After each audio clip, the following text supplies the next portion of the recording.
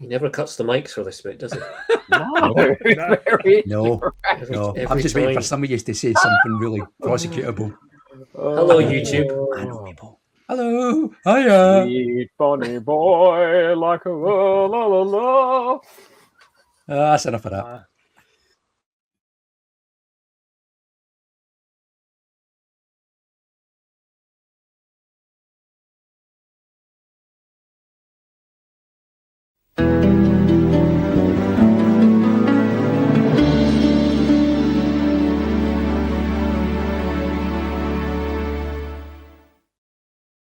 To delay this episode until Easter 2027, and pray it is enough to get you removed from James McAvoy's phone's block list. Press enter now.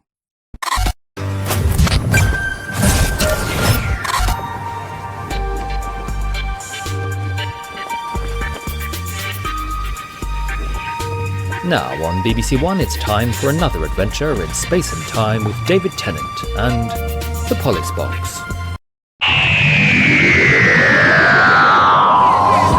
Quarantine session! What do you mean, oi, Mr. Quarantine session!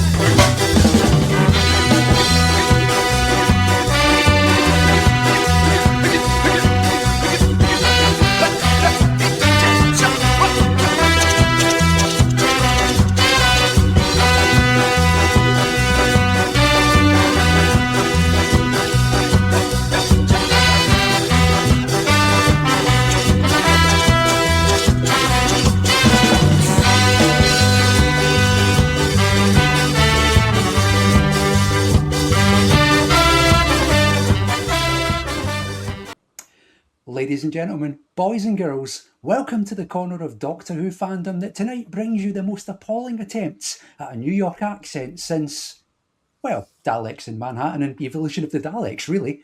Welcome to the Polis Box Live.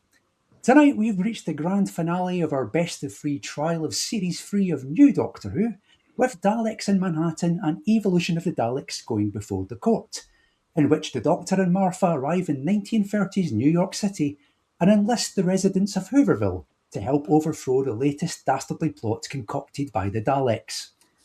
Now, Hooverville joins the long list of real-life historical settings in Doctor Who's history.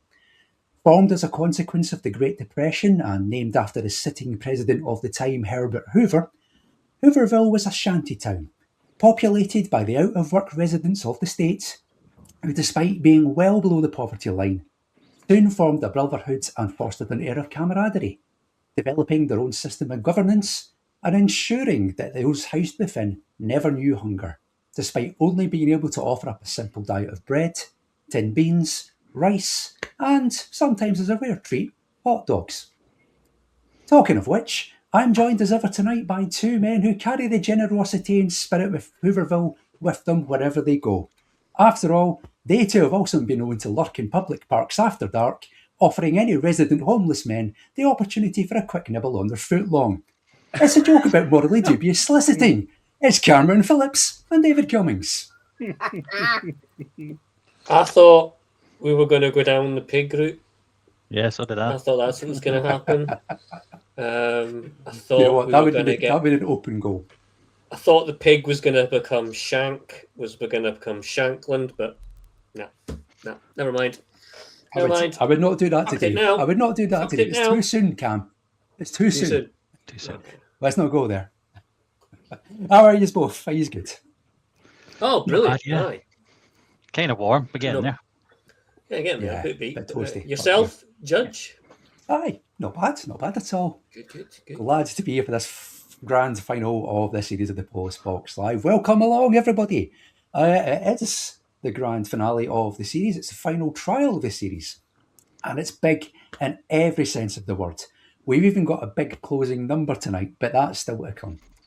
So, of course, it's too big a task for just the 3 of us. So, once again, we've thrown open the courtroom doors to welcome in another pair of guests. Now, you've heard of the Big Apple. Well, tonight, please welcome the Big Cheesies of the podcast world. They've taken a stroll down... They've taken a stroll down 41st and 54th and stopped off for a quick bourbon with Mort and Dill. Now it's time for them to hope that their arguments tonight put their names up in lights and makes them stars, baby. It's 1L and no H's. Hey, the talking here. It's your guest barristers for this evening. It's Joe Ford and Dylan Rees. Hello. Big cheeses, are you Hello. mad? We're like stinky, rotten old breeds that have been left out for weeks. Me and You him. speak for You yourself, two are the mate. biggest edams. Just because you're interviewing Philip Seagal and things like that, don't you get ahead of yourself, all right? Fair, fair. We're still in the Z League, all right? Okay, fine. You don't drag me down with you, mate. No, you sometimes podcast with JR Southall, don't you? So maybe you've gone up a few notches there then, in the intellect stakes. Yeah, intellects. Yeah. I've just been podcasting with JR about the. You say about intellects the or balls? I think about the tripods before this. The tripods? Yeah, I've done the tripods. Don't attempt to mint a joke. The only way is up from the pink parrot or whatever that bar's called.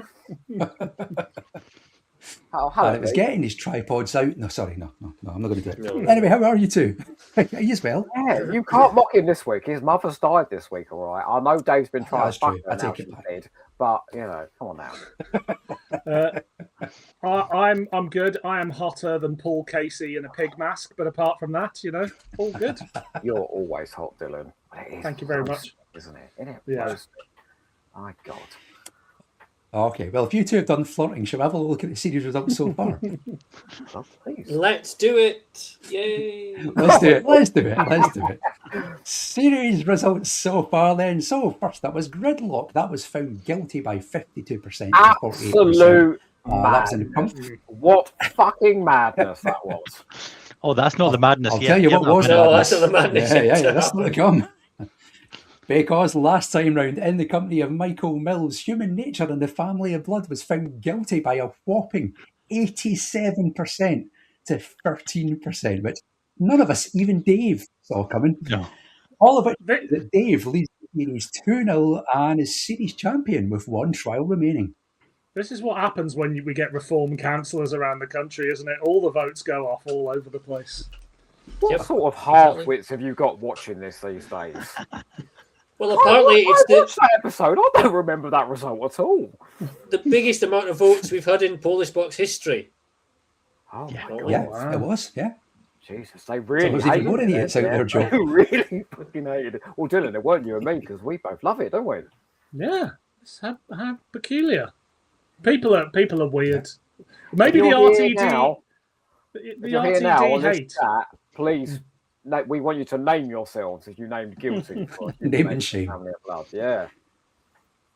Listen, stranger things have happened in the Polis Box live. I mean, Time Lash and the previous iteration of this was found not guilty of crimes against Doctor Who. So, all bets are off, really. Well, shall we see if common sense prevails tonight? Yeah, Aye, whatever that common sense is. No, I doubt Let's it. do it then. So,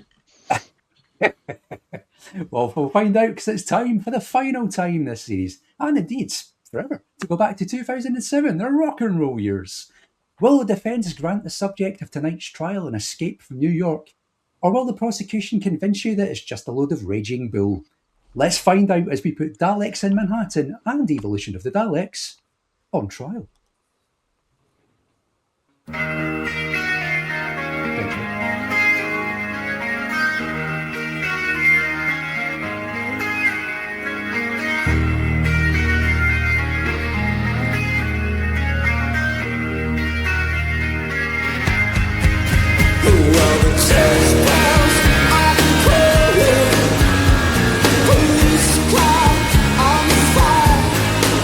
And as they call you to the eye of the storm, all the people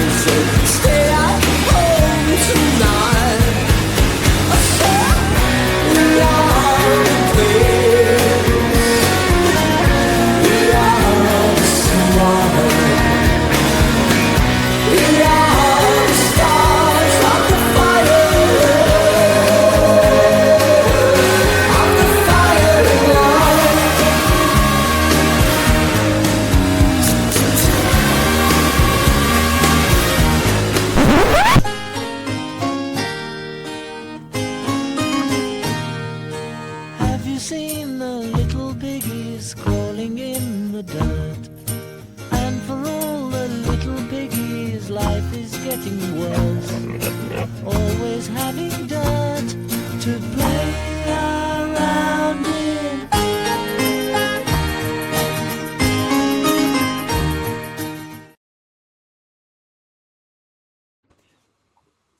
Daleks in Manhattan and Evolution of the Daleks were written by Helen Rayner, directed by James Strong and produced by Phil Collinson, with music by Murray Gold. It starred David Tennant as the Doctor and Lissai Freema Agyeman as Martha, with Miranda Raisin as Tallulah, Ryan Kearns as Laszlo, Hugh Quersey as Solomon, Andrew Garfield as Frank, Eric Lauren as Mr. Diagoras, Flick Swan as Myrna, Alexis Cayley as Lois, Ian Porter as the Hybrid, and of course Nicholas Briggs as the voice of the Daleks. The episodes themselves were broadcast on Saturday the 21st of April and Saturday the 28th of April 2007, and the viewing figures for them both were 6.6 million for Daleks in Manhattan and 6.9 million for Evolution of the Daleks. Those are your stats, your numbers, and your facts for the two episodes. It is time to call this court to session. This court is now in session. Order in the court now. Can't nobody smoke now. The trial of Daleks in Manhattan and Evolution of the Daleks is now underway. Here's who's doing what tonight. Cam and Joe are going to be defending the pair of them. Dave and Pig Slave Dylan will be prosecuting throughout the course of the evening. Right then, that's the lineup. Time for this. This is the law, chapter 1.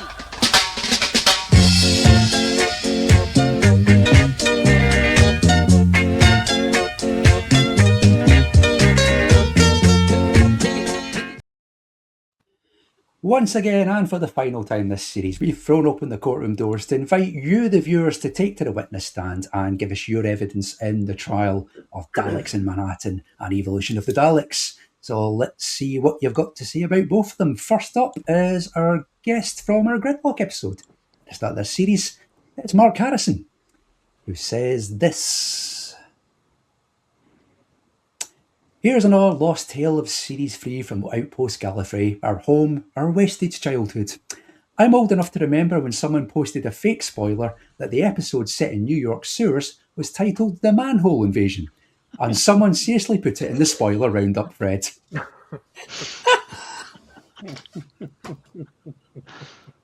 I'm not rising to it. It's the only thing you don't. Was that a comment on the story then? I wasn't quite sure. It's not evidence, it's so much more an anecdote that doesn't involve eye patches and bullshit about people being left in Daleks at lunchtime. Because it wasn't a criticism, we'll just say that was a defence and another vote for this to win. That was our cultural heritage. It was a fond memory. I think it falls into defence there. So. Glory days. Let's see what side of the defence our next viewer evidence comes down on, because it's the voice of our balls himself. It's Daniel Ronsley, who says this. Or as I like to call it, dickheads in Manhattan. Dickhead 1. Tennant. Snide, unpleasant, shouty, suicidal. My pet theory, he was pissed off Phil Collinson and co got to jet off to New York City while he was stuck doing Cardiff night shoots. Dickhead number 2, Mr. Diagoras. Dickhead number 3, Dalek Sec. Naturally. Nah, fuck it, I love this one. It's the most innovative take on a Dalek story since Evil of the Daleks. A pulpy, universal monster mash of Depression-era Noo Yoik, body horror, and even a song and dance posing questions about human Dalek nature. Even if the Daleks are the least flexible component of Doctor Who. Pour one out for my boy Dalek Khan, who kept quietly to himself while his boss's fuck-ups became the subject of sewer gossip.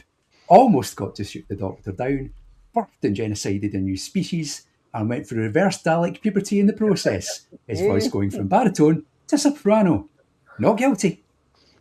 Man, he's so cold, Daniel Robinson, isn't he? I mean, what opinions? He's a good dude. He's a good dude. But even good dude, dudes clever make dude. mistakes. Well, absolutely. But bad dudes last forever. No. Don't go everywhere. I don't know. He is right, though. There are a lot of dickheads in this. I'm sure we will get onto that later. But yes. Oh, I'll bet we will. Absolutely. It's So almost many like Helen appendages, so Rayner little was time. commenting on the production team she was working with, wasn't it? Well, I'll tell you what, talking as we are of New York City, next up it's a man who's making his way stateside in the next fortnight to follow Scotland at the World Cup. So we'll be putting up a link later to a GoFundMe site to help him pay off the remortgaging of his house. It's Dave Rennie. Oh, Doctor Who Who says fans this? doing it right now. Another one. Sorry. Another one. This first part is fine, but the second falls off a cliff, really.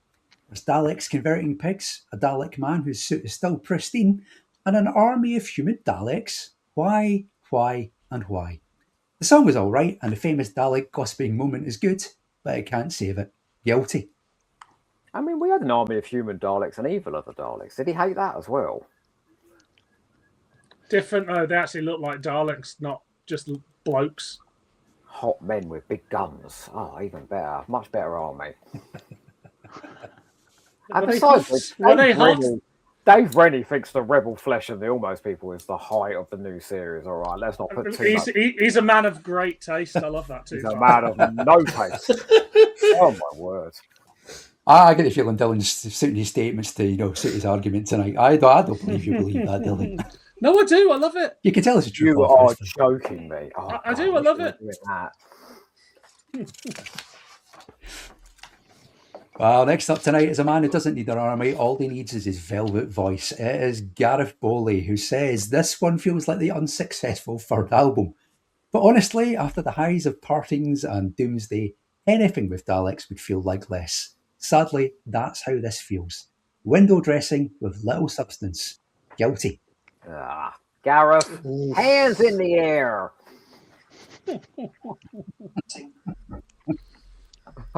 Also, Lee, can we put in a little rule in this call, please? That every time someone says Diagoras from now on, they say it in the right way. Mr. Diagoras. I've let the side down. Diagoras.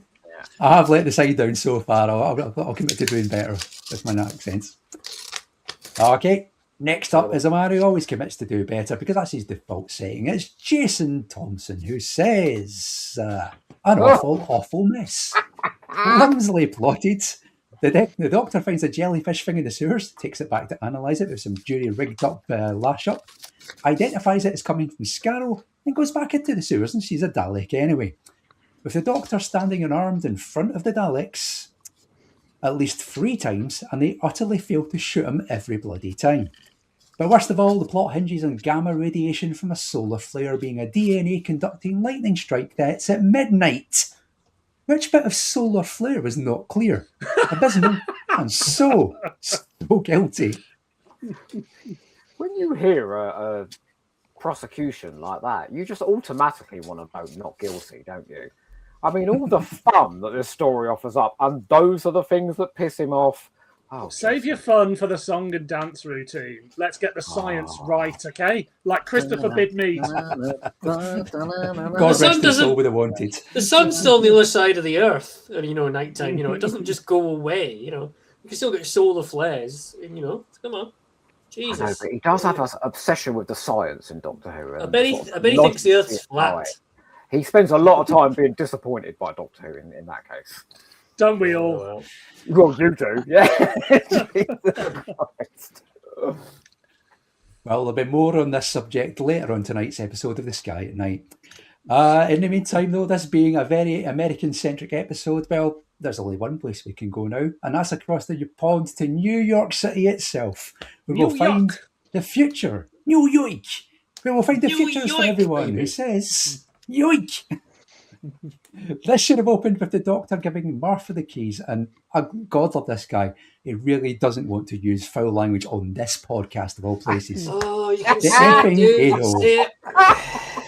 You can say it, Lee. It's absolutely fine. I'll do it for you. The fucking arsehole. Fucking arsehole.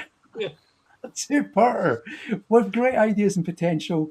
But Helen Rayner was rumoured to be left without Russell T Davies to help it all cohere. Remember those days? Graham Harper might have feasted on all the elements and stuck to the landing. Miranda Raisin's a star. I could watch Martha and Tallulah interact all day. You're not alone there, mate. Argument makes me believe everything around her is tangible and real. The cast is strong as a whole, nods to Garfield and Quersey, but the lack of showrunning hurts it, which is a tragedy because Rayner tried to give us something really special. Guilty. Good lad. Wow. Martha and Tallulah. I mean, that could be a 4-part Big Finish box set, couldn't it? That would be. Don't give them ideas. Don't. I'd buy it. Would they make it a musical? Oh, we've got to hope so. It would be audio only, Lee. It would be audio only. You wouldn't get anything out of that, surely. Oh, I can use my imagination. Could actually bring together a song in RTD Doctor Who. God, these are halcyon days, weren't they? Yeah. Well, that was the futures for everyone's viewer evidence. It also does give us a cautionary tale. It does go on to say that if Mr. Ford gives you all crap about Dalek sex robes, ask to see his 13th Doctor TARDIS console. Oh, yeah. Look. It's just here, look. It's amazing, isn't it? Yeah, that's what I thought. Why did I get the photo? Why do I get the feeling that box hasn't been sealed? It's still not sealed. It's been broken, isn't it? In so many ways. I know why the future for everyone knows I've got that console, all right? Let's make that ambiguous. Okay, well, now that that's pointy console and the pig slave business has been cleared up, let's leave New York and head for California, because it's time for Buffy the Rattlesnake Slayer himself. It's the one and only Mr. Joe Llewellyn, who has this to say about the two-parter. He says, I've only watched it once, and I think that was enough. Not good. A waste of a two-parter, sadly. If I get a chance to see it between now and then, maybe I'll reappraise it, but that is unlikely. Guilty. Boo, smart man. That's often my only notes for preparation for the Polis Box. The disappointment is coming in waves on this call. Yeah. Well, it's not over yet, Joe. There's still a wee bit of your evidence to come, so, we might find more people coming down on your side. All hope is not know lost. he's going to like this bullshit. Can you say his one next? We'll come to Fraser. Next up, though, is David Gillespie Pratt, who says, an absolutely underrated Stone Cold classic that's often overlooked by the vicious, bitchy side of fandom who fail to recognise the intricate plotting and subtle storytelling. Yeah, do you hear that, the rest of you leaving these comments? Vicious and bitchy, he said. Anyway, enough about the chase. This two-parter is the actual pits. Added to the limit in the second half. It's bad and guilty. Oh, David, you got me. I've always liked David Gillespie Pratt. Smart man. I can't endure one more of your running selfies anymore after that comment. I'm sorry. You can keep your sweaty liker to yourself now. Absolutely. You burned your bridges, Dave. Buzz tonight. Good grief. Like 5 pedos. Okay, next up. Hey, that was just a rumour. It's not been proven. The charges were dropped. On the list. But I am banned from early learning centres around the country. Dave's just on the necro list. That's a whole different list. Yeah, all different ballpark. Let's move on, shall we? People Pete is up next on Viewer Evidence tonight. He says this: Helen Rayner's great Sontaran stratagem Ghost Machine to the last man, and loads she edited into Russell T Davies 1. The New York City Daleks show is culpable, but needn't feel guilty. I like it, but I also really hate seeing buckheads or pig heads or penis heads unceremoniously plonked down on a standard human figures. Don't watch Terror of the Vervoids then, There's some joke here about penises and being put down onto human forms that Joe's obviously got to. No, you're better than that, aren't you? PG-13 tonight. Yes. Oh, okay. Despite that, Just Peter. accused me of being on Necrolist. How is that PG-13? You never deny it, Dave. Come on. Jesus Christ. Next up on Viewer Evidence, it's Andrew Blair, who says simply, look, all these questions about whether an episode is good or bad are less important than whether you consider the Daleks trying to kidnap a pig. I mean, he's got a point. He's got a point. The Daleks, the Slovene, I mean, they're all up to it, aren't they? RTD loves a pig. Is that right? Yeah. That's why he calls me pig slave. Oink, oink. That first episode of Black Mirror, was that all about it? Oh, no. Did you ever see that? Did you watch that first episode of Black Mirror where the Prime Minister was made to fuck a pig live? Yeah, on the national anthem. telly? Yeah. Well, let's try and do it to Russ T Davies somehow, yeah? We'll never get any more Doctor Who from him again after that. So what? What? We're The not going future to. of the future of Doctor Who depends on Russell T Davies fucking a pig. Is that what you're trying to say? No, I mean, that's what he's done to the show already, isn't it? Let's be honest. Hey, come on. His twink's got a name. Let's use it, okay? Oink the twink. Twinky, twinky, You know, he's bacon. just surfing YouTube right now going, I haven't watched any of these for a while now. Oh, the Polis Box, I'll put that on tonight. They're talking about one of my episodes, hooray! Here, oink, come and watch this. Stop squealing and sit down. Well, we've had a whole bunch of thoughtful, considered, fair, and some may say well-mannered viewer evidence so far. Oh, no. So now, here's Paul Quinn, Oh, God. who says, Yes. I suppose we should be grateful the production team resisted the temptation to have Revelation-style Dalek and Davros foam jizz spurting out of Dalek sex head penises after being stroked by David Tennant. A dickhead character to reflect a dickhead script. If only Barrowman was here. He could have got his cock out with impunity. So shit it's shit. The kindest thing to say is it was a deliberate pastiche, but it isn't. Stick the script in one of the pigmen, why? And let David Cameron fuck its warm, wet, welcoming mouth. Paul goes on to say, for any children watching who are too young to remember the before time, David Cameron was a man made entirely from luncheon meat and port, who had a blood feud with Boris Johnson, a man made entirely of bullshit, straw and rancid gammon. They both wanted to be Prime Minister, and because they were both superficially rich and just posh enough, and no one had ever told them no, they both got to be Prime Minister, despite having no talents whatsoever, except being able to lie into a camera and being supported by a supine, lick-spittle press. And they were both fucking shit, like these two episodes. I don't like it when the Wow. Polis Box has a political agenda. I'm just here for No, entertainment. No. Although I would Keep your like voice. to confess at this point that Paul Quinn is my oldest friend. He was my neighbour when I was 4 years old, and suddenly explains everything, right? Everything, just reading out that comment. Oh, you're like two pigs in a pod. He used to tie me up, you know. We used to play Doctor Who, and he was the sort of the evil villain, and I was the companion. And I used to be tied up to a chair, yeah, getting whipped and all sorts. It was very exciting. It was only a couple of years ago as well. I love you, Paul, but you were dropped on your head from a great height at 5 years old. And that's why we love him. Never change, Paul, never change.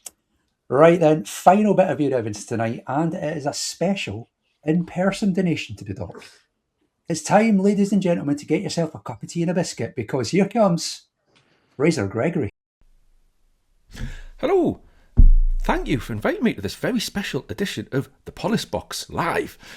To be what I gather is an expert witness. I'm not quite sure how I've managed to make that category, but hey-ho, here I am to defend Daleks in Manhattan and evolution of the Daleks, which is an easy task, isn't it? Because it's not that bad. It's not that bad a story. It's not certainly not as bad as everyone makes out. It's got Daleks in it. It's New York. It's New York in the roaring 20s/30s. Art Deco vibes, everything. It's got Martha Jones in it.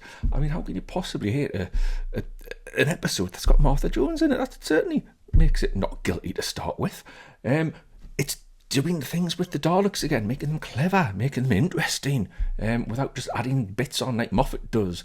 You know, going back to that sort of 60s root of, you know, Daleks are clever and sneaky and manipulative and all of that stuff. So yeah, it's quite an easy one to defend this. I mean, who's on the defence? Who's on the defence of this one?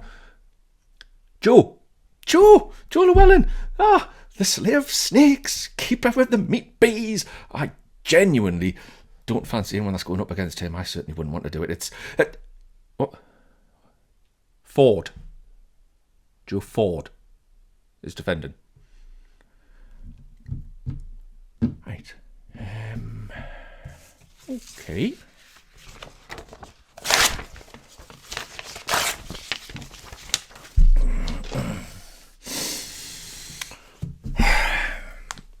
What a crock of shit this story is, isn't it? My God, it's woeful. Honestly, what's going on with this plot? What human Daleks? What's all that about, eh? Daleks are racial purity. It's baked in right from the very start. Then the Nazis. It's the Nazis. You don't get the Nazis going, oh, we've been beaten in the war, so we need to go and start a new race of Nazis by blending our genes with someone. Oh, no. It's just missing the point. We had such a good example of this in Evil of the Daleks. And it's just a rip-off, isn't it? It's a rip-off, but without the fun. You know, in Evil of the Daleks, yes, we need the human factor to survive. But it's just a trick. It's a scam. No, it doesn't come across here. It's just... What's the point of having human Daleks if David Tennant doesn't get to ride around on one like some sort of fucked up mobility scooter, hey? Where's the fun in that? You get this bollocks about Daleks huddling together in sewers and conspiring against the other one. What do you think of Daleks? Well, he's a bit of a twat, isn't he? I think that as well. What should we do? Oh, it's water cooler Daleks. No. And the story itself, it's insane. The whole plot of the Daleks is that they need solar flares to power up this big genetic manipulating device and create human Dalek hybrids. Solar flares. At night. Solar flares at night. Fuck me, this is Donald Trump territory. Honestly, it just makes no sense. It makes no sense. The production, where's the production at? What's going on with those accents? Now, we've all watched Mark of the Rani, unfortunately, so we all have had to suffer some terrible accents in Doctor Who. But bugger me, these are terrible. The only one that actually comes off with any sort of decency, anything out of this, is Andrew Garfield. And he's from New York. And he's not doing a New York accent, because this is probably the worst thing about this story. You've got Andrew Garfield. You've got your actual Spider-Man. Not Spider-Man, the amazing Spider-Man. In New York. And what does he do? Fuck all. Does he spin a web any size? Nope. Catch any thieves just like flies? Nope. At this point, I'm wondering whether the fucker's even got radioactive blood. What a waste. Honestly. Bin it. Guilty. Lock it up. Throw away the key. Burn it to ground. Salt the ground it's burnt on. Hallelujah. Where's the Tylenol? And the gin. Fucking hell. I love you really, Joe. Now well, that's I all we've got time for on the Polis Box Live tonight. Dude, wait a second. Now I know how you guys feel when I never fucking shut up. Go, who chipped out about a minute into that? I did. I've been writing an essay. Sorry, was something No, I think the defence rests their... Well, the prosecution rests their case here, you know? Well, Dylan, I'd like to see all. more support for somebody who managed to be ableist, homophobic and racist within his defence. Congratulations. Those are all Fraser's best attributes. Oh, that's true. That's very true. Yeah. It's true. Oh, he is beautiful though, isn't he? Like, even though he talks about shit. Well, I'll leave that for you two on another podcast. I mean, genuinely, right? That man came on Mine and suggested that Planet of the Ood didn't at any point show the oppression and torture of the Ood in that episode. I mean, his critical faculties are slightly awry. Well, that was Fraser Gregory's viewer evidence, and if you're still awake, we've got 2 bits of information to bring you. I'm joking. We love you really, Fraser, of course we do. You can get in touch with us tonight and give us your thoughts on Daleks in Manhattan and evolution of the Daleks. All you need to do is send us a live message through the live chat box on YouTube. We will put them up on screen as always. There's a bunch there waiting to be read, so I'll go through those in a moment. But most importantly, for this evening, voting is now open. So based on the arguments put forward by Dave, Cameron, Joe and Dylan tonight, you get to decide whether Daleks in Manhattan and Evolution of the Daleks is guilty or not guilty of crimes against Doctor Who. All you have to do is go to tinyurl.com/pblive52 or, by the magic of the internet, once more this series, last time around, scan the QR code just above Dave's head, point your phone at that. There he goes. He's been practicing. He's a pro. He's got it. Stick your phone towards that, scan it, it'll take you right to the poll and you can cast your vote. Results will be revealed at the end of tonight's show. Let's get the trial underway. As always, guests go first, so let's start off with Joe Ford. Joe, I'll give you your first point for the defence of these two. Well, it's more sort of a little summary. I'd like to quote a great sage, a very wise man that I know. And forgive me, this may take a little while. I think it's so much fun. I love the accents. I think the accents are fantastic. It's very West End in terms of the accents they're doing. It's a British person doing a stage performance, but it sells it for me. I love the pig slaves. That's my name on Grindr if anyone wants to look me up. I think The Devil in Me is an absolute banger of a song. I love the Daleks flying over Hooverville. They're not meant to be proper Daleks. They're the cult of Skaro. They're a little cheekier, a little more malevolent. They're just allowed to shine a little more in this. They're not just cannon fodder in the way they are when they appear in the finales. It's more like classic Who this. It does have its tongue very much in cheek, but for me, it's so much fun. And you have no soul if you don't like this. Those are the words of the great sage Dylan Rees. And may I say, I feel like it's an appropriate opening argument. I mean, to sort of go back, you said this on one of your podcasts the other day, Joe. On Strictly, you'll say any old bullshit, won't you? But right here, right now... I see. We're here to prosecute this for the pile of steaming pig shit that it is. So don't listen to that guy. I've changed since then. That guy was last year. You haven't. That guy was last year. No, I've watched it again. And I now know the truth. I've been converted to the truth that this is a dark and horrible tale. This is a time of great poverty, says Dylan Rees. The Great Depression. Doctor Who needs to find a way to address it and keep it up to date, but very Doctor Who-y tone. You don't want it to be depressing. It injects just a little bit of life. That's why it's all Broadway and show tunes and things like that. I think he sounds very wise, that man, you know.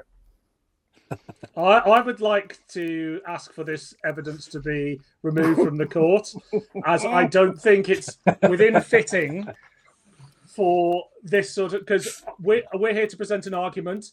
On that podcast, I was there to present a different argument. I think it's insubmissible evidence and should be struck from the record, Your Honour. He's got a point, Joe. I mean, you're Hey, here's a judge here. All right, how about this then? I feel like this is what David Whittaker would have done if he'd written a new series Dalek story. He wouldn't have done reality bombs, and he wouldn't have done, armies of Daleks swarming in space. What he would have done was make them devious, scheming little fascists with plans to develop and elevate themselves, because that's basically what he did with Power and Evil of the Daleks. I think, like, everyone says this is a terrible Dalek story, but I think this is a great Dalek story. Like, really great moments in this.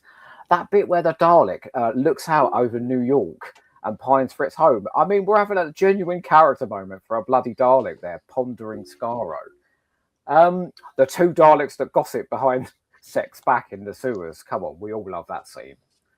I don't know. I think instead of, we've done the Daleks are the greatest force to be defeated. We've done the Daleks versus Cybermen. We're not just going to do another massive action. And now it's Daleks are generic monster of the week that are easily defeated. What's generic about them in this? Well, they just sort of, They're it could be literally anybody. underground creating a fucking army in a massive Hammer horror base. Generic. Yeah, but it could be anybody, and this will get onto a point I'm going to raise later. But the army they raise, like, really, that's the best you got. The pig slaves are more fucking vicious than those shit robo men. I mean, the pig slaves are vicious, right?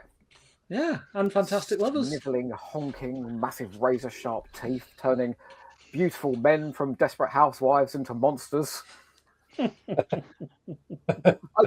just think Helen Rayner's going, we're not just going to do what we've done before, and we're going to take 3 Daleks and we're going to turn them into actual characters with motivations, with a desire to be different to how the Daleks normally are, and with tension in the ranks. That's so much more interesting than the Daleks coming out and saying to the Cybermen, "Oh, look at you! You couldn't work your way out of a paper bag." Like, Jesus Christ. Must have missed that episode. Yeah, no, you didn't. Cameron, am I wrong? No, not at all. Not at all. It's got some really classic moments in this. I quite like. Enjoy little individual bits of it. Say the song's good. I like the song. I think it's a good kind of. You were mentioning about the Dalek pining for home, which I don't think is something we've ever really had before at all. And it is kind of like there is an attempt in this anyway to see Daleks in a new light and not make it a kind of a shit one. Usual. No, I don't think it is. You're thinking of Asylum of the Daleks, Dylan. You leave Asylum of the Daleks alone. Honestly, the Daleks do politics. What the fuck? They do politics better than they do 1940s New York or whenever it is. They do politics better than we do, that's for sure. Yeah, fair.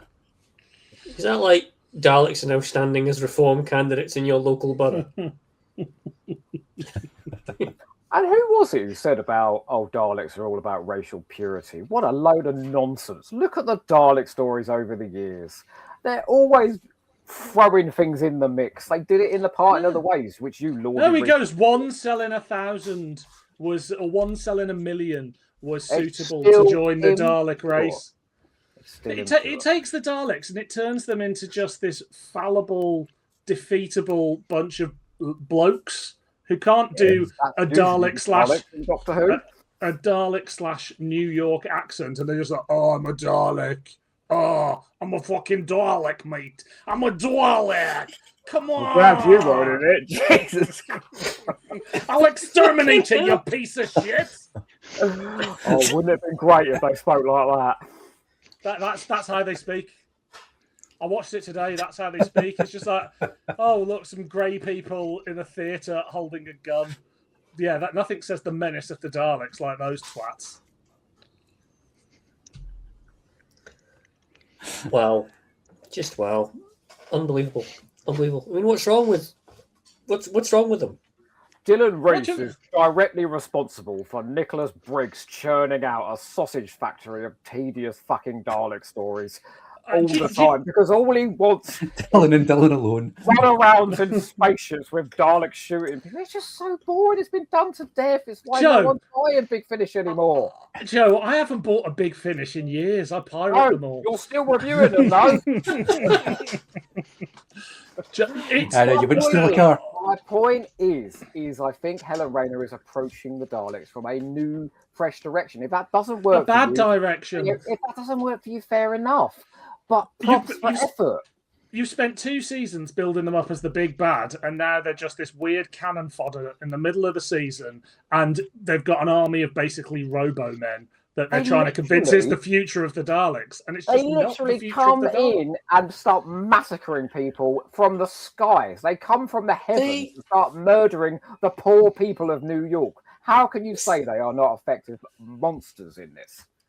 Is there an American equivalent of Rodney Bewes? Yeah.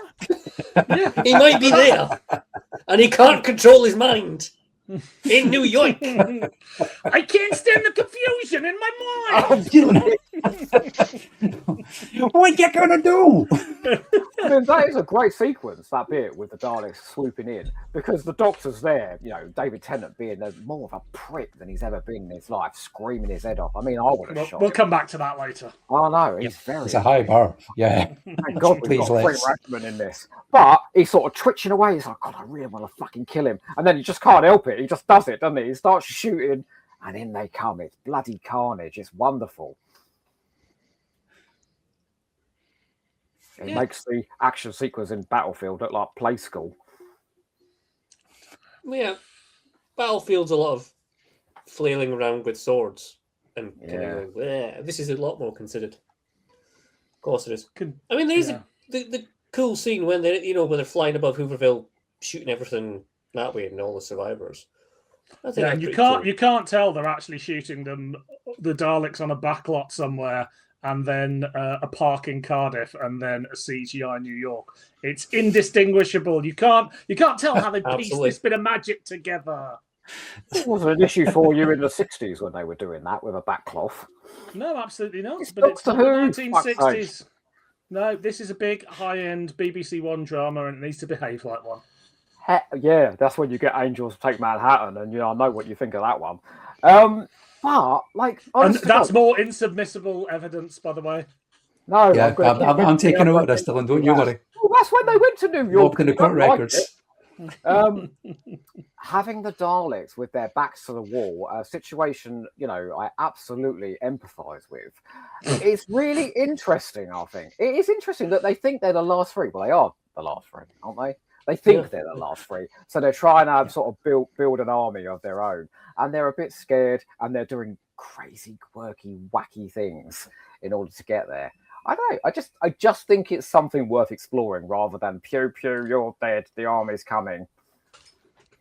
If you've got an army of pigs, why do you need another army of humans? Can't you genetically engineer the pigs to use the guns?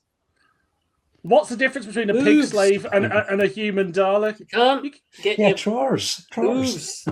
Yeah, they'll figure out a way. They could operate them with their curly pig dicks.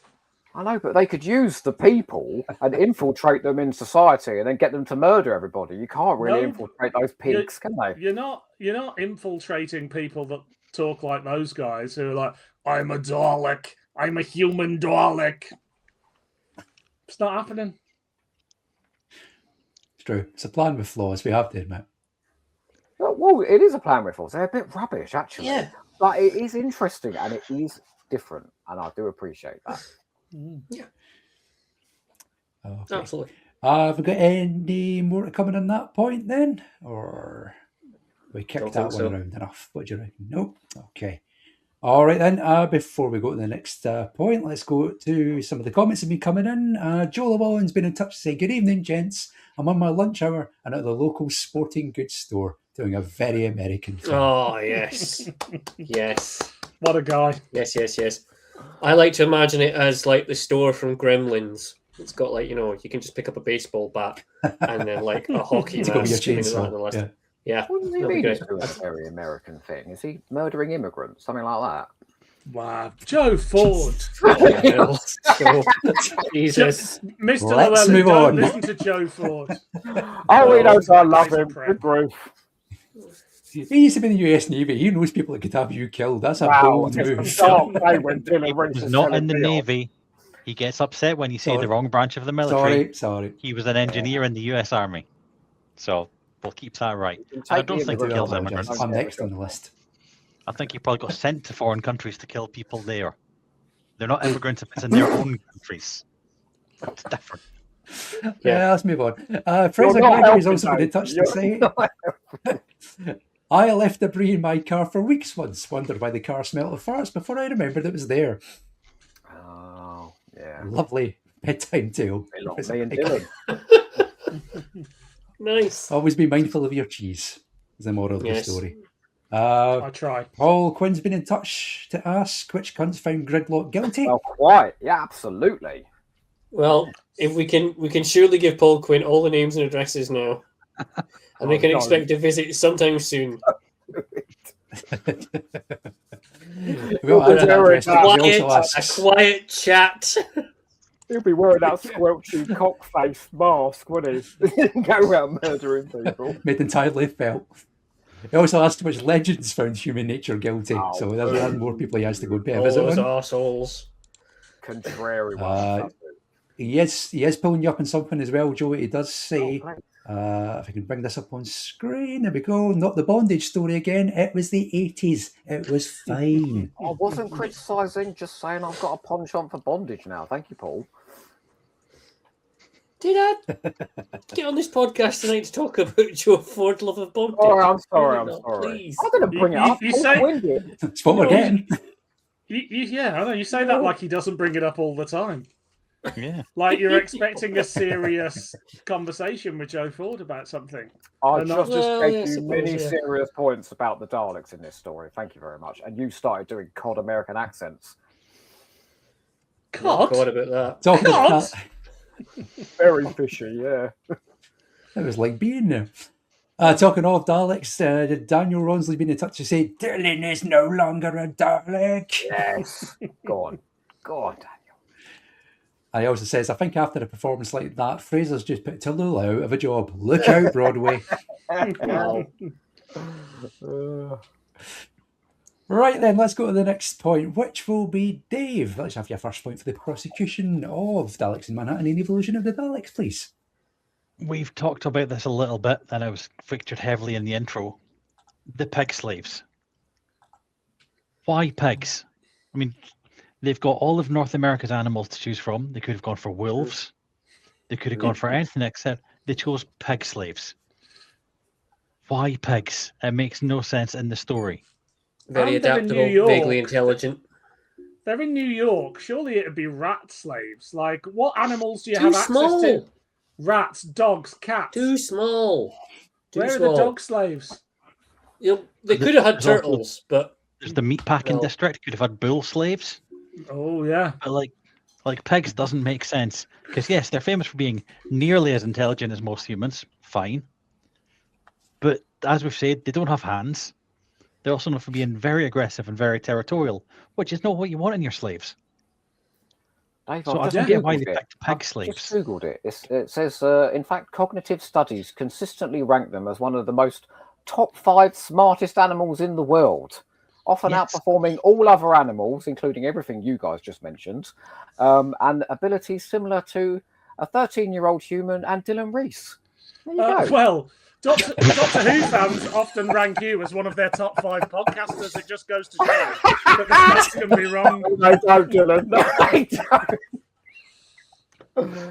Because they're vicious. That's why. Because they're vicious little bastards, pigs. But why not Again, just go straight? rats. Yeah. Or they're in a park. What about the duck slaves? Yeah. Pigeons. Human- That's why the duck pond's always empty. Whack, whack, They're all whack. fighting. Pigeon slaves. We have a terrible pigeon problem where we live. The fuckers are always outside waking us up. So yeah, pigeon slaves, they're the one. They'll send you insane just by sitting outside your window. One of the best You can moments just of picture it. Pigeon slaves flying over Hooverville, just shitting on everyone.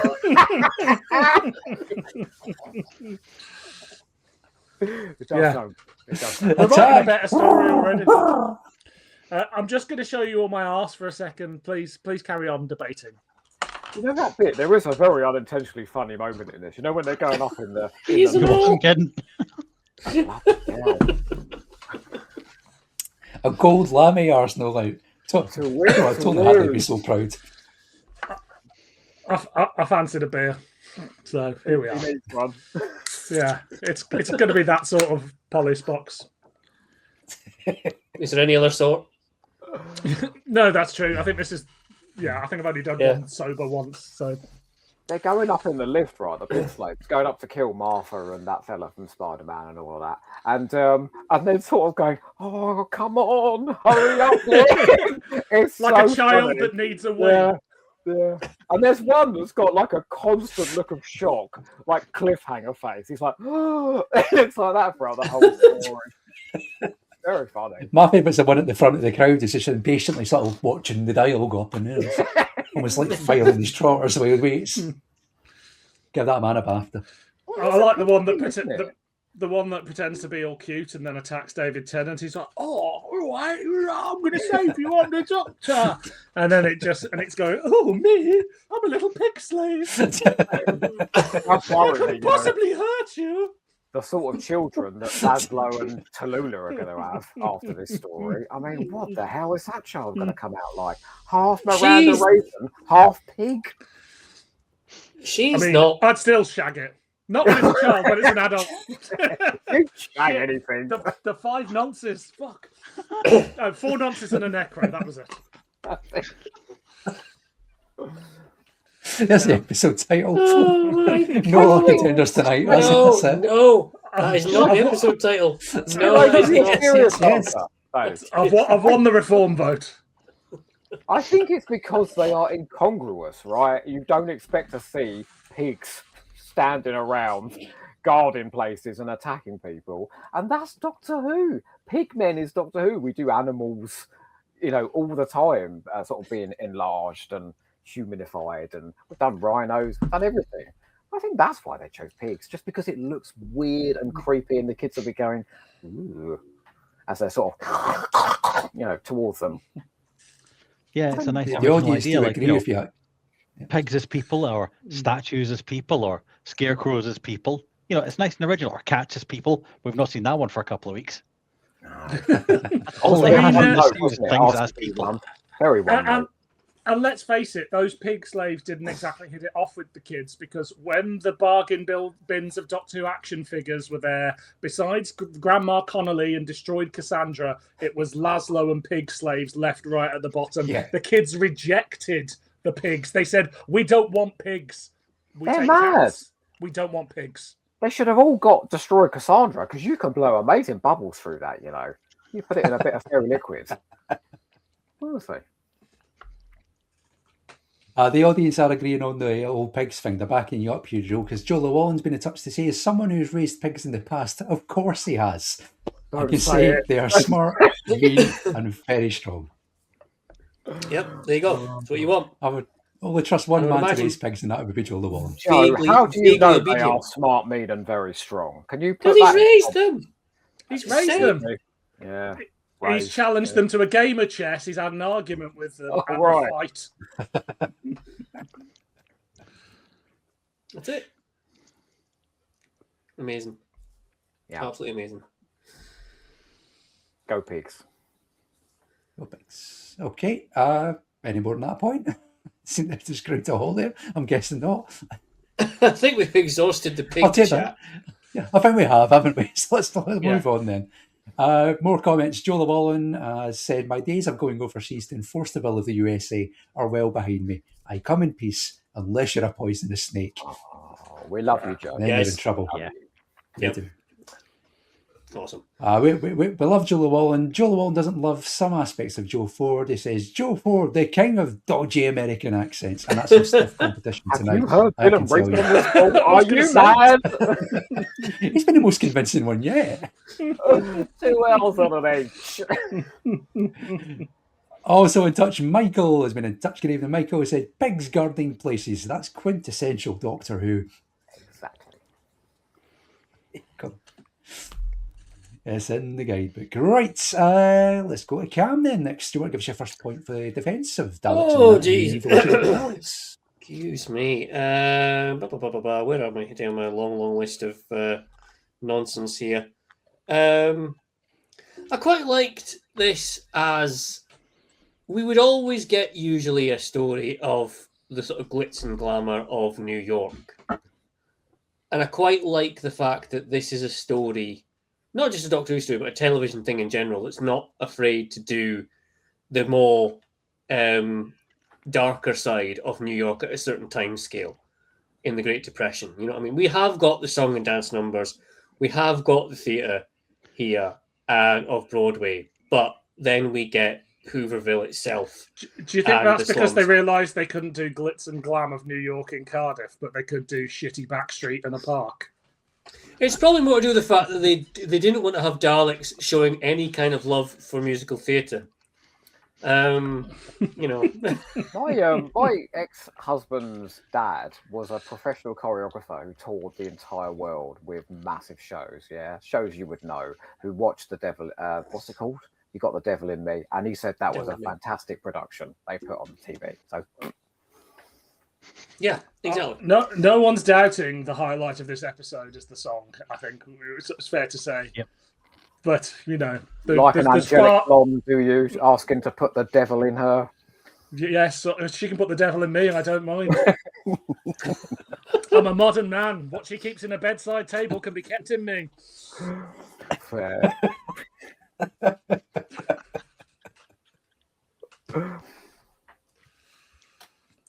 Sorry, what were you saying, Cam? Something about this Carry being on, good? Glamour. He was talking about the dichotomy of the glitz and glamour versus the poverty of Hooverville. Yeah, I like this. It's a show that has that contrast between having, as Joe said, the poverty of Hooverville, giving it a historical context, and playing that off against the building of the Empire State Building, and the theatre and the razzmatazz of that kind of scene. As I think, Solomon, is it Solomon the Uquazi's character? I can't remember now. Yes. Yeah. Solomon. He actually does the whole scene where he points out, they're building that and there's folk down here struggling to eat. And I think it works quite well in that opposing contrast in this story. Also, do the line that connects the two. Have you got it written down? And obviously not, because I have no idea what you're talking about. Oh, it's beautiful. It's a depression, Go on, then. sweetie. Your heart might break, but the show goes on. You got to keep going, because if you stop, you starve. It directly makes if you don't keep razzmatazz. Oh, yeah, that was on the other side of the paper. Sorry. Oh, come on. Never mind. Yeah, that's right. When society falls to pieces, just razzle dazzle and you'll be fine. What a great thing to say to. Society is falling to pieces, and that's all we do, baby. Yeah. Let's send that to the people of Ukraine. Just add a bit of razzle dazzle to your life, guys. Sure. They might have a bit more happiness in their lives if they do. Yeah. Yeah, Daleks in Manhattan, known to stop wars. Somewhere in the Donbass region, there's just a load of Ukrainians just danced up and down in front of Russians. Getting shelled with their sequins on. Joe said goodbye. Comparison between the people of Ukraine in a war-torn country and the poverty-stricken people in Hooverville. That's very extreme. Look, I know there's some badly dressed people at that Derby convention, but they're not all poor. The ones outside at night are, though. You can see them walking up and down. They fucking stink, though, don't they? Yes.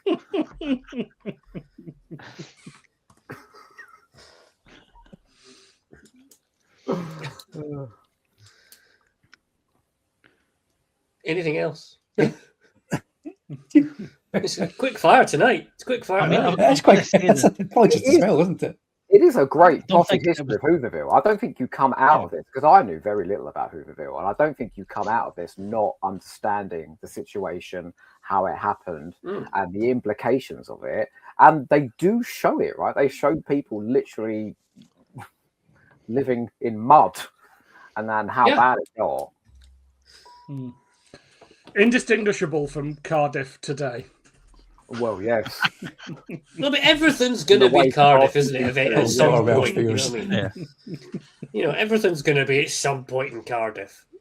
But if the remit of Doctor Who is to educate Hooverville and entertain, the musical number and this scores on both levels. Yeah, exactly. It goes on both levels. It's great. Yeah, it scores very lowly on both of those levels, though. There is still a scale of like 1 to 10. Yeah, well done. No. 2 out of 10. I love it for that. I love it for the whole Hooverville thing. I love it for the, the whole. It works well, being that those two sides of it are going along with the whole thing of having Daleks being this evil, malevolent force that then have this idea that they have to be somewhat more human in order to actually survive because they've looked at New York as a city and always realised that no matter how many times they try and kill everyone off, humankind somehow still survives. And that's what they've kind of almost tried. There's a reason why they're the cult of Skaro. They're not Daleks overall. They're literally just 4 of them.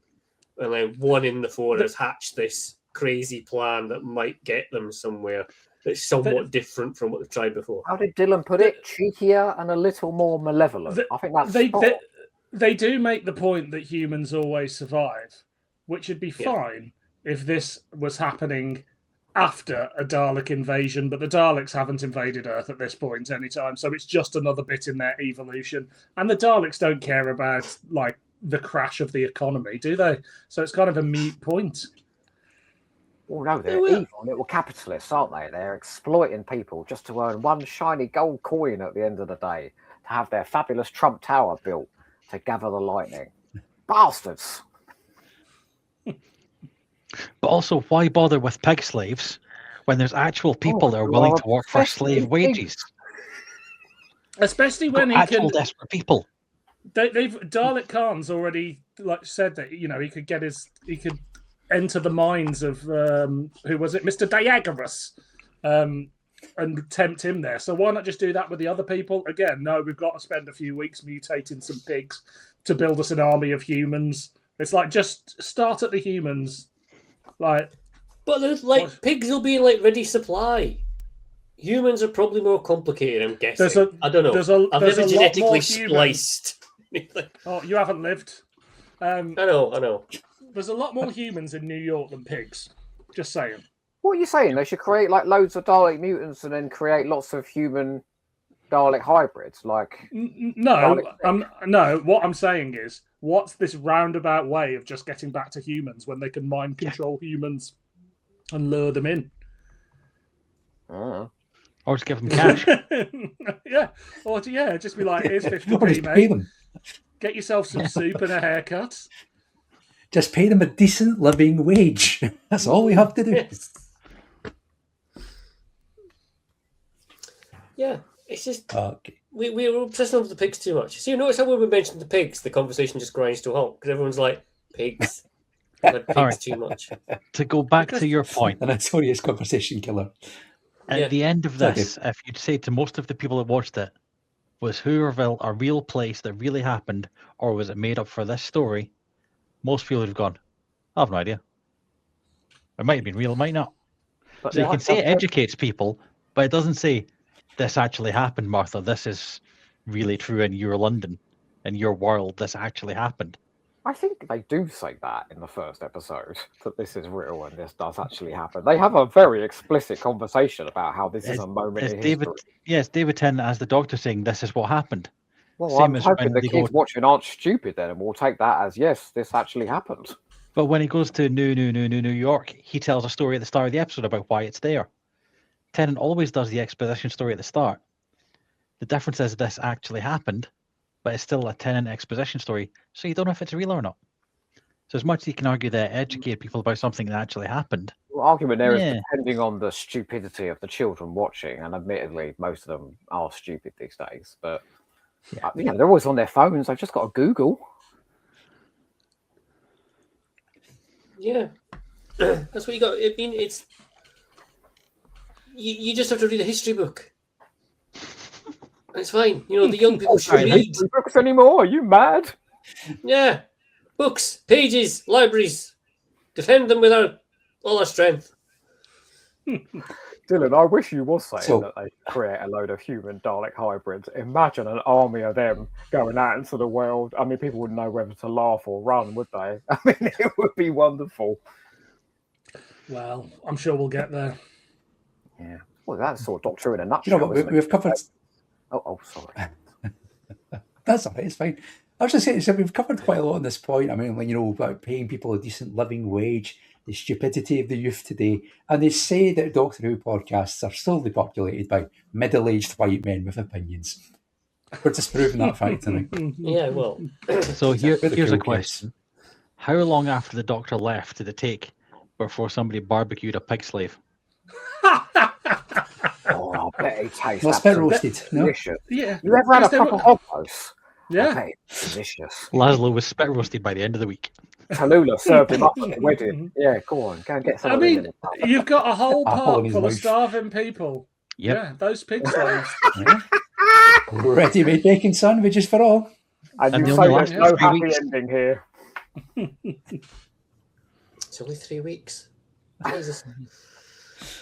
Ethical slaughter. Do you know, I wasn't going to share this, but Fraser Gregory, you know, you mentioned earlier a couple of times. Is this about spit roasting still? 10 million minute bloody comedy gag that he did. He sent me a birthday present last week, and you never guess what it was. I mean, I'm being genuinely serious here. Fraser, put it in the All comments. right. It was a Okay. Laszlo pig slave. We didn't get a chance to Cool, sis. guess. I'm sorry. Was it a Laszlo pig The slave? thing about by guessing any- games, Joe, right? It was. Was it? I mean, I looked at it and I thought, No, I'm bloody not hell, how saying do you that. know this I'm not coming saying what I was going next to week? say. Say I'm it, not saying Cameron. what I was going to You're in a say. safe No. place. On No. the internet forever. Say it. No. What are you thinking in that? Delete. Okay. Moral compass. I'll do your You're deal, better man than Cameron. us. You tell it if I'll do your deal right now. You tell it, and I'll not use 4 nonces and a necro as the episode title. No, it's not worth it. Okay, well, the title remains the same then. Yes. Right. Let's move on to the next point then. Dylan, do you want to give us your first point for the prosecution, please? There's a minor detail in this, and I don't know why it's not come up before. I don't know whether any of you spotted it. There's a man with loads of cocks on his face. Anybody see that bit? Fucking cocks. Yes. Everywhere. Cocks and cocks and cocks on his face. And nobody within the design team went, do we think this is okay for a design? And they all went, no, I think that's fine. I think that's fine. I think 9 wet Neil- dicks is a fine thing. And do you know what we should do? We should do an action figure. And then we should do a voice-changing helmet, even though his voice is, hey, I'm a human Dalek. And this is the single worst design choice in the whole of Doctor Who. And I include Colin Baker's costume in that. Somebody somewhere should have been fired. It looks dreadful. It is dreadful. I don't know what they were thinking. Cocks. And it went on the front cover of the Radio Times. And everybody went, look, a load of cocks on a face. Nothing It's a cock screams face. Doctor Who more than phallic monsters. Although you are wrong. It is the second worst design choice in all of Doctor Who. The worst is that fucking Jodie Whittaker console room where you literally have 5 flaccid penises going up and down around her every time she's at the contra. I mean, they love cocks in Doctor Who. What's wrong with you? Arato, they're everywhere. The bollock monster in the chase. There's You're phallic saying it like things all these everywhere. things are things that people praise as like the high points of Doctor Who. Every time Oh, there's you been a don't cock think in... the Whittaker era is the high point of Doctor Who, Dylan? No, I do. I think the cock console was a mistake. Well, Nobody's looking at the cock console and going, this is the best TARDIS design ever. No one's looking at Arato and going, it's the best design ever. No one's looking No at the one's looking human at this Dalek box. hybrid. and saying this No. is the best design ever. No one's looking at this what, sorry? No one's looking at this mask and saying it's the best. You know, you seem to be suggesting that everyone's lauding this mask, but everyone thinks it's a bit silly. Do they? You're the one telling me this is a great episode. Why would a great episode contain a face of cocks? That's what it should have been called, the You face of cocks. answered your own question there, I'm afraid. That's a Is that rhetorical like- question if ever I've heard one. It's like because of the face of Bo. Yeah. Do you- Oh, yeah, he's got a load of cocks on his face as well. Just a I giant often- voice-changing helmet in more ways than one.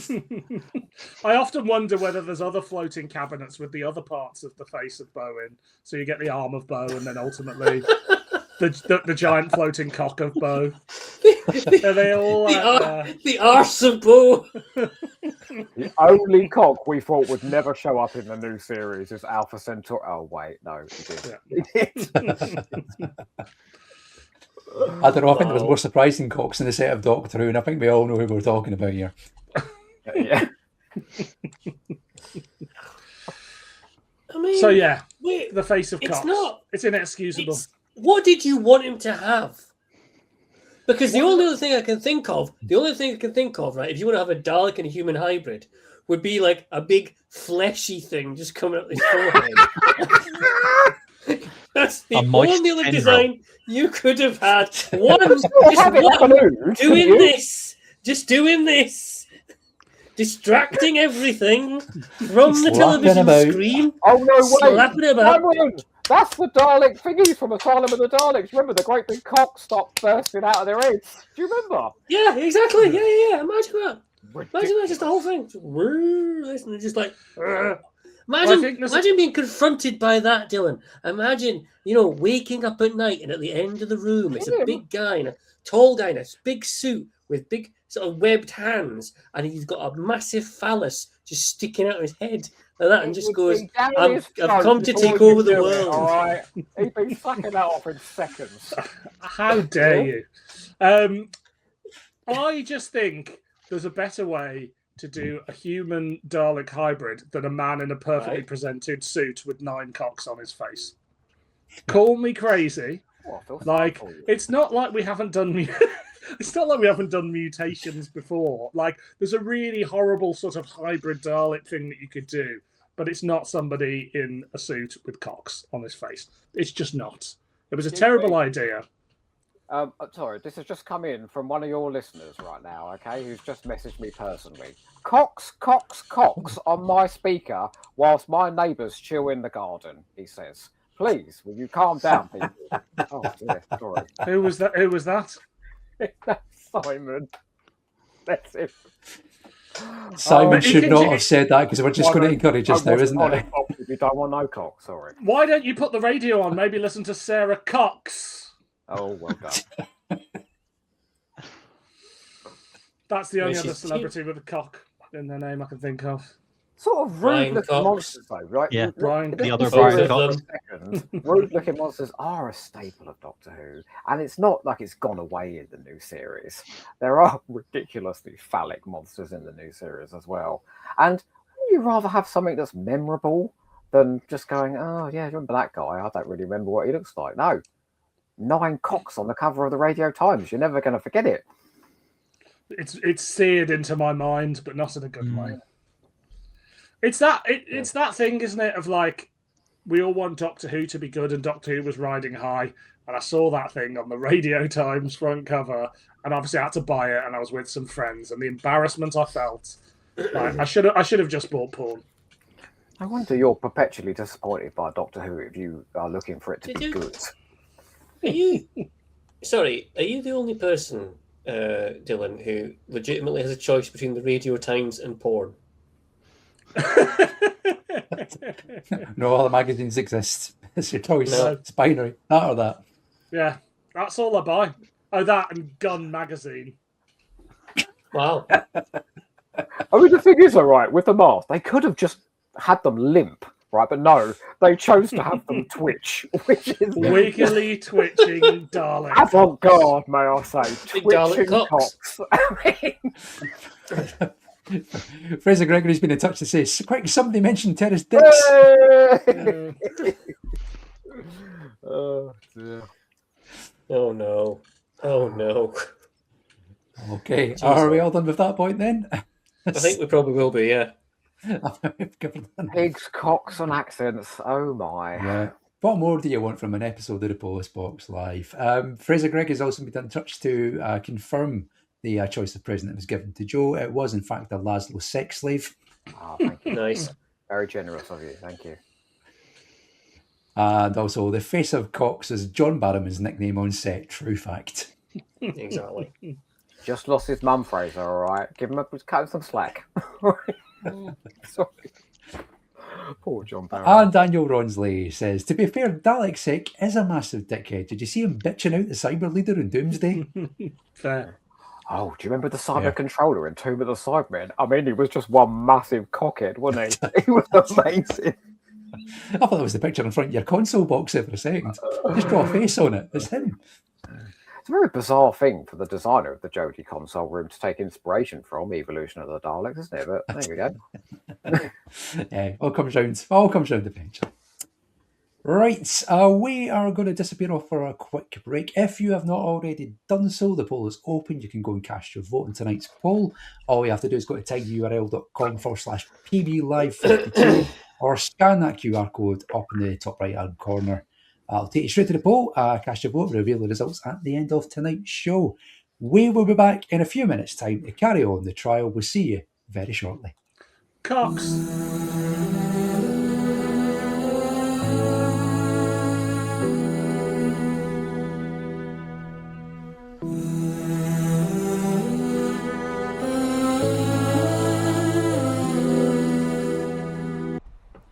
Welcome back to the second half of the trial of the Daleks in the Manhattan and evolution of the Daleks on the Polis Box Live. Before we continue, I would just like to issue an apology to Simon, who's watching tonight after the Cox incident earlier on. I'm going to apologise for Dylan's outburst just before we went to that half-time break. That's Dylan Rees for you. He's always slipping in a cock when you least expect it. Apologies to Simon's neighbours as well for the filthy language that they've had to overhear tonight. We won't be doing that anymore. Why would anyone put this on a loudspeaker? I mean, Jesus Christ. Why would anybody watch this? Never mind a loudspeaker. Careful now. Would you like a little update of how the poll's going? Oh, Yes. no, Yeah. please. I've already won. Fuck it. We're being trounced. Well, it's the last time round we had a big, massive swing in favour of guilty, didn't we? Mm-hmm. And surely that sort of thing can't happen again. Surely Yes, not. it'll be 100%. I'm not saying it has so far. I'm just saying surely it couldn't happen again. So anyway, if you've not already voted, go to tinyurl.com/pblive52 or scan the on-screen QR code. That'll take you to the poll. Let's see if we can get guilty up to 100% tonight. That's our first whitewash, why won't we? Let's carry on with the trial. Let's go back around in the same direction. So, Joe, give us your next point for the defence of Daleks in Manhattan and evolution of the Daleks, please. Miranda Raisin, I rest my case. No, isn't she beautiful? I mean, one of the most beautiful people we've ever seen in Doctor Who, in scenes with Freema Agyeman, who's one of the other most beautiful people we've ever seen in Doctor Who, in lovely scenes where she realises that Martha fancies the Doctor, that tedious subplot that ran all the way through season 3, when it does allow for sweet moments when she thinks the Doctor's gay and into musical theatre, and it's very, very sweet. And then Martha gets to empathise with her about Laszlo. They're a very nice pair. And I suspect with a little tweaking, because she couldn't be at 11 the way she is all the time, Tallulah could happily have gone along with them at the end of this and been a Doctor Who companion. I think. Are you mad? With that accent? Please. It's like But Ray don't Delta and the interrupt Bannermen. people. Because I think everybody she'd slowly drop it as they went through different planets. She'd just slowly, Jack the further away she got from New York, the less she New Yoik she would be. Everybody had that reaction that Dylan the dodo effect. that rather strange reaction when they said that Donna was coming back as a full-time companion. What? That comedy harridan from The Runaway Bride, and she turned out to be one of the best companions we'd ever had. And Miranda Raisin is shut up, you. She's a fantastic companion in Big Finish. She plays Constance Clark, the Sixth Doctor's companion, and she Is that who that is? Did you not know that? No. Oh, I'm going to have to hand in my That's how good she is as an Doctor Who actress. card. If she goes from hands in the air to, oh, Doctor, what is going on? She is great as Constance Clark, less so Tallulah. Oh, I can't see Tallulah going into town. Tallulah's one of the best characters in She's this. so charming. Oh my don't god, it's just a prop. It was either that or a spear. You know, she's just ridiculous. Or the bit where she goes running around the sewers going, "What's happened to Laszlo?" What I like the most about your What are Tallulah you two impression, clowns doing? Yeah. your Tallulah impression is exactly the same as how Mark does Daphne Ashbrook. Yeah, we're cut from the same cloth, you know, when it comes to Americans. I just think she's wonderful. I'm not sure about her happy ending with the pig man at the end. Like, I would have preferred it if she'd gone off with Andrew Garfield, who's much hotter than the Desperate Housewife man. But I just think she is like the bit where they're waiting for the pig slaves to come up, and she's like, "What are you clowns doing?" Like over there. Or when she looks out over New York and goes, "Oh God, if aliens had to come anywhere on Earth, then it had to be Noo Yoik," or whatever she says. She's just delightful. She is delightful, and you all know it. She's sparkling. I've never liked raisins, and I don't like them in my curries, and I don't like them in Doctor Who. That's where I stand on that. Bottle. Yeah. Wow. She is Just beautiful, wow. though. When she's dressed up in that devil costume, I mean, even I wanted to jump on. She looked absolutely stunning in that musical number. No, I was just looking her up on the internet, actually, and confirm I would be her pig slave. Yeah, oh, she's beautiful. Dylan, you know, she's in a play in London at the moment, so if you want to stalk her, she's just outside of Soho, all right? I'm too lazy to be a stalker. Oh, you're only round the corner. God. No, God, I'm Soho. My whole point is Tallulah is fabulous. She is fabulous in this. She is amazing. I think of all the supporting cast, she's probably the biggest standout. Definitely. Do you think she stands out because she does a really over-the-top, weird, like, corny American accent? I think that's what her character's supposed to be. You know, she's supposed to be played up to 11 all the time. You can play up to 11 and still do a decent New York accent.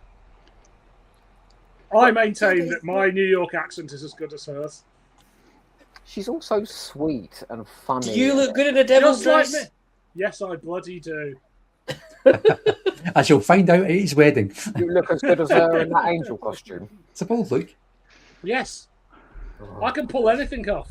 Right, let's try it out at the next convention. Including the cocks of Bo. Including a 9-cock face. Double-hander. No, look, Miranda Raisin is great as Constantine. I think she's part of the problem here. It just adds this overall hammy, melodramatic, sending up tone, and it's across all the New York accents. Like it's just Doctor Who, Dylan. That is Doctor Who taking other genres and sending them up a bit. Doctor Who has only ever been good twice: Hellbent and Heaven Sent, and Blink, and that was if it. Miranda Raisin was in Heaven Sent, it would be wonderful. What the hell is that creature coming after us? So Doctor Who's only been good twice, 3 times. Okay, that's a bit from the prosecution. One of them's a 2-parter. But like the equation of Broadway plus Hooverville plus musical numbers plus Daleks, that's just pure Doctor Who. Yeah, and it doesn't work. Like, it makes the Daleks look cheap. It adds this weird musical number, which is a good musical number, these weird accents and things like that. And it's just this hodgepodge of bit of Frankenstein, bit of history. And it's just like, it's just a load of shit mixed up into a pot to try and make a delicious meal. And actually, it's just full of raisins. And I hate raisins. You really hate Doctor Who then, don't you? Jesus Christ. Well, you can't say about raisins. Daniel Rose has been in touch to say raisin is French for reason, and Dylan just said he doesn't like raisins, so Dylan has lost all reason. Perfect. Thank you, Dan. Wonderful. That from our French correspondent. Yes. No. We left Europe for a reason, and we don't take that sort of input. Dalek Dylan Rees will be standing as your local reform candidate. Vote for me! I'm a Dalek! It was just £5 million. It's just resting in my account. For some reason, you're more convincing than Farage, you know. You really are. I'll vote for you. Thanks. As a very quick sidebar, the shots of the Dalek, when they're zooming around the sewers, they've kind of fixed a camera to the Dalek, and they're shooting up, and it's like bumper cars. They're going around the sewers. That is the best shot of a Dalek ever in Doctor Who. This director, man, he can shoot. He really can. Those high shots of the musical number, gorgeous. The whole sequence of the Dalek swooping in, stylish as fuck. What's his name? James Strong? James Strong, I do believe. Let me just double check. Hang that. on, are you having two? It Oh, is. yeah. Are you having 2 points here, mate? Yes, yeah. Hang Well, on. sort of 3, really, but yeah. I When's would, this I, gonna would grab like, rules? I would like 2 of them struck from the record, Your Honour. You notice Can you- how many points he's striking from the record because he can't make any I- decent ones himself. I have been looking into legal law. I've been watching law dramas. Legal law. And legal law. It's on Channel 5. Yes, and okay. I want to bring some sort of order to these proceedings. And when you get a defence like this that flagrantly goes against the rules of the court, he should be penalised and punished. Punish him! That's just put a downer on things, isn't it? Yeah, all right, we'll punish him later by strapping him to a chair and spanking him. I'm sure he'll hear it. Dismiss what I said about the stylish direction. Miranda Raisin. Oh, yes. I love the amount of research and detail that Dylan's done to prepare to come on this, thinking we've got that same meticulous level and obedience of the law. I wish Have you you watched studied any politics in of Manhattan as carefully as this. I've been going to night school studying law since I was last here to win this. I spent 10 grand. Is that right? Bloody hell. I mean, it's a Slept in guaranteed win. weeks. You could have saved the money. It was a guaranteed win. Oh, okay. Are we done with that point? Should we move on? Before we move on, I mean, you would have fucked Yes, Dave, Miranda for sure. Raisin, right? yes, we all do. Even though she's 2 years older than me, and that's just offensive how good she looks. Is she 2 years older than you? Really? I'm Yes. sorry, I didn't mean to She have was born such in shock in my voice 77. there. Yeah, she was born in 77, so she's like not that young. Maybe she's aged badly in the last few years. Who knows? Oh, no. COVID did terrible things to people. My She research looks- says she's aged fine. She looks spectacularly young because I only ever see her in photographs next to Colin Baker for Big Finish releases. So, you know. Yeah. There you go, Dave. That's what you need to do. No, I'm not that desperate to look younger. He'd have to eat 100 treacle puddings to look like Colin Baker. Good grief. Yeah, I realised who her accent reminded me of, and it's Margot Robbie as Harley Quinn. So this New York accent that she's doing reminds me of the New York accent done by an Australian woman with Scottish parents. That's how good the New York accent is. It's so And it's authentic. Cameron's right. There's some great historical things here and some great story things in here. But every time you hear the ham accents, it ruins it. Because it just makes it like a pastiche of a good story. I mean, it is a pastiche, though. It doesn't make it like a pastiche. It literally is a pastiche. It Is it takes not- you out is of it the not moment kind of of- it being a Doctor Who story. Is it not though kind of working on a British audience's knowledge and a sort of like expectation of a kind of New York of the time being, we'd all sort of think it was that, wouldn't we? Okay, New York, get it, and all this kind of stuff. That We've we'd all all think seen- it that. So just leave it at We've that. all seen enough New York to know New York isn't actually like that. We've all seen Kids. I have. We've all seen knowledge. endless reruns I of have- Friends and Seinfeld. Yeah, We've all exactly. watched The Godfather, and we know what Yeah. cod accents sound like. Yeah. And the point of that accent is so kids go to school the next day and go, hands in the air, and point a gun, because it's fun. We've So all you seen think we should encourage Ghostbusters. gun violence in schools? How American do you want them to be? Have you you don't listen to my podcast, but I'm advocating for child murder all the time, so yeah. Mainly child actors, though, isn't it? Yeah, I've got a gas chamber. I put most of the Moffat kids in there. It's true. I've been If to you've his got house. any of yours you want to add to it, I've got a few spare tickets, all right? It's the worst version of the Chocolate Factory ever. The golden ticket to get gassed in Joe's chamber. I can't believe you people are advocating for authentic foreign accents in Doctor Who. You're advocating for killing That is a kids. thing. Yeah, that's reasonable, Dylan. That's sane. Whereas we've never had authentic foreign accents in Doctor And Who. I've heard you on Finish Big slag off every American accent in any Big Finish stories, but it's okay when it's on the telly because she looks pretty.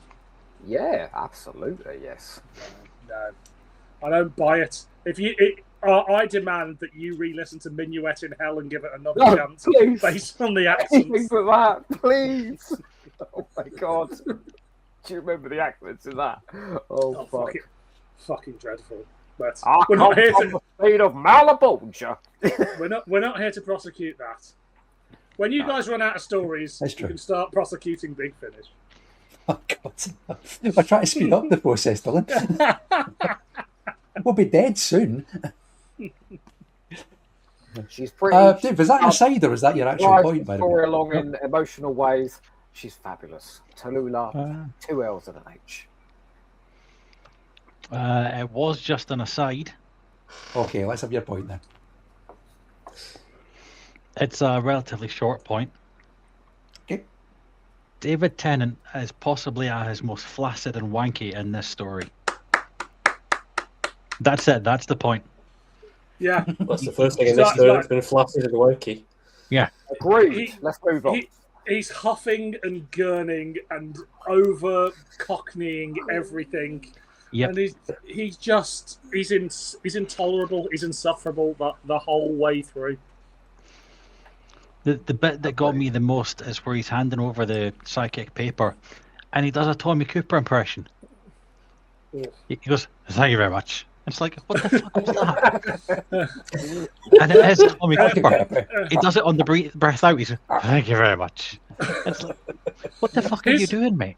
It's very telling, isn't it, that during the latter half of the first episode, whilst Martha's having a load of fun on the stage, stepping on devil tails and things, and everyone else is having great fun, he's just there with that sonic screwdriver, sort of zapping that mutant and going, "Oh God, I wonder what the monsters are in this story called Daleks in Manhattan." You know, like he's just a prat in this, isn't he? He kills, like, he's got that point where he's being hit by lightning and he's screaming, and it's the most over-the-top screaming I've ever heard.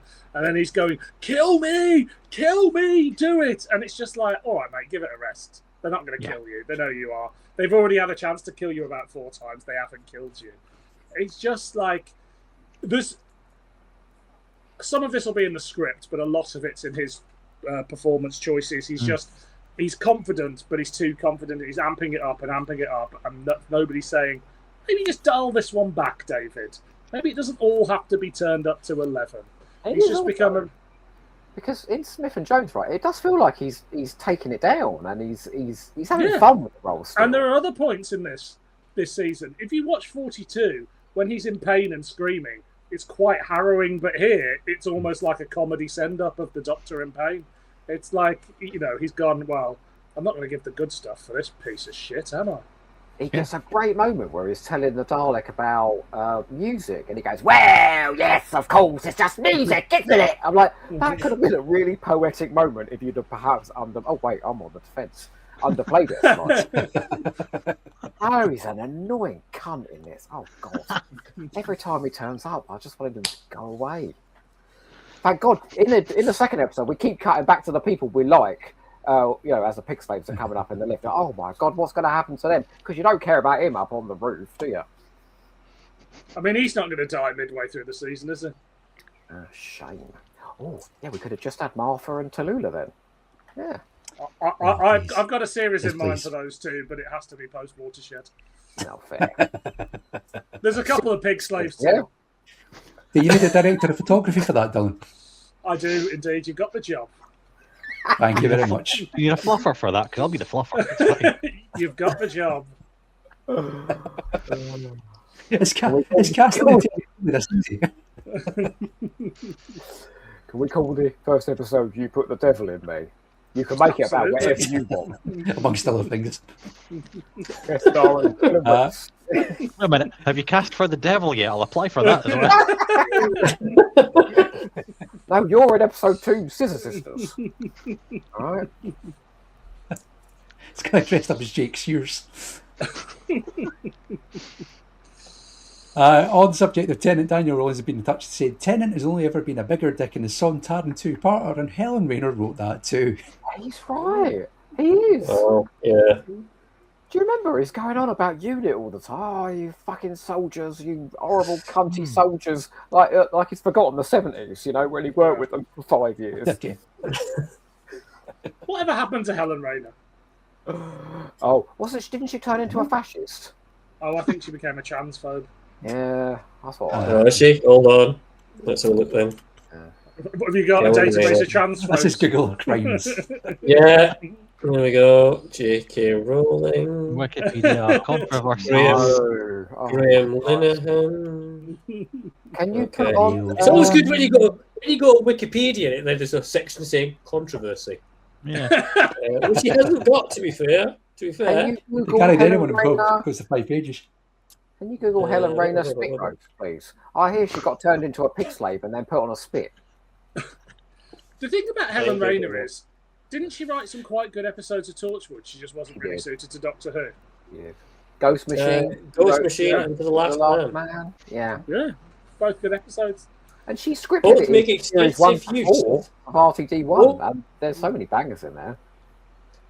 It says here, both of her Torchwood episodes make extensive use of the locations in Cardiff, as it's where she lives. No, it's where they filmed it. You know, I don't think it was the reason just because she lives there. Never mind. Anyway. It's We'll be small like differences. that. Small differences. Stupid, right? That she wrote this episode, and the day it went out, she went, "Oh, I'm going to go onto Outpost Gallifrey and see what the Doctor Who fans thought of this." I mean, bless her heart, she didn't work again for 2 years.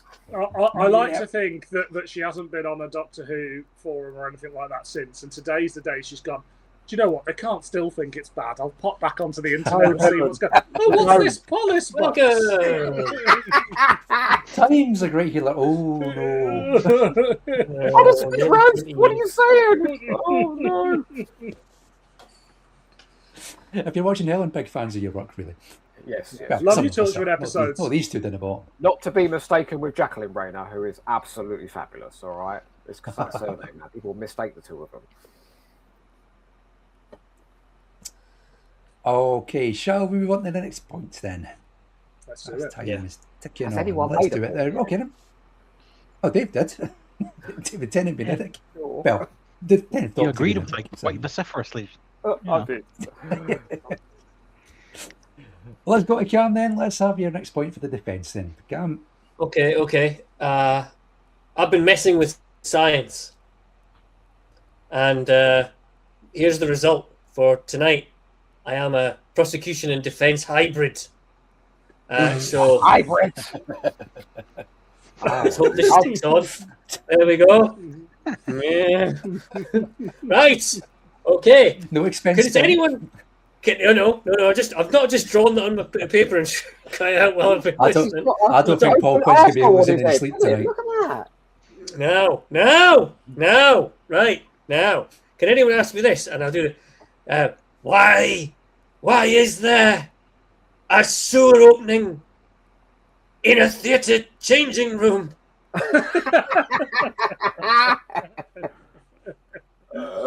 They were drunk. What? What? It's just there. It's just right there. Just next to them. Because the plot said they needed one. The stench must be horrendous.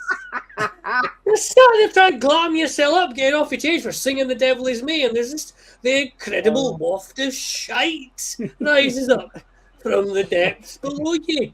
What a You're still talking about terrible the sewer, not the script, right?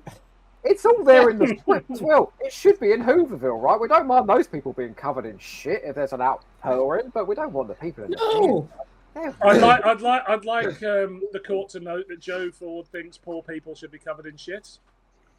Oh, and executed as well. Yes. And executed. As Okay, Edina okay. Monsoon said in Absolutely Fabulous. Taps I and asked- murder the stupid poor people. I He's got a asked chamber for that. the ladies and gentlemen of the jury to consider the man that is defending here when they make their choice, because this is not the man. This is not the words of an honourable man. No. Execute all those people with their comments at the start of this as well. My God. Terminate them all.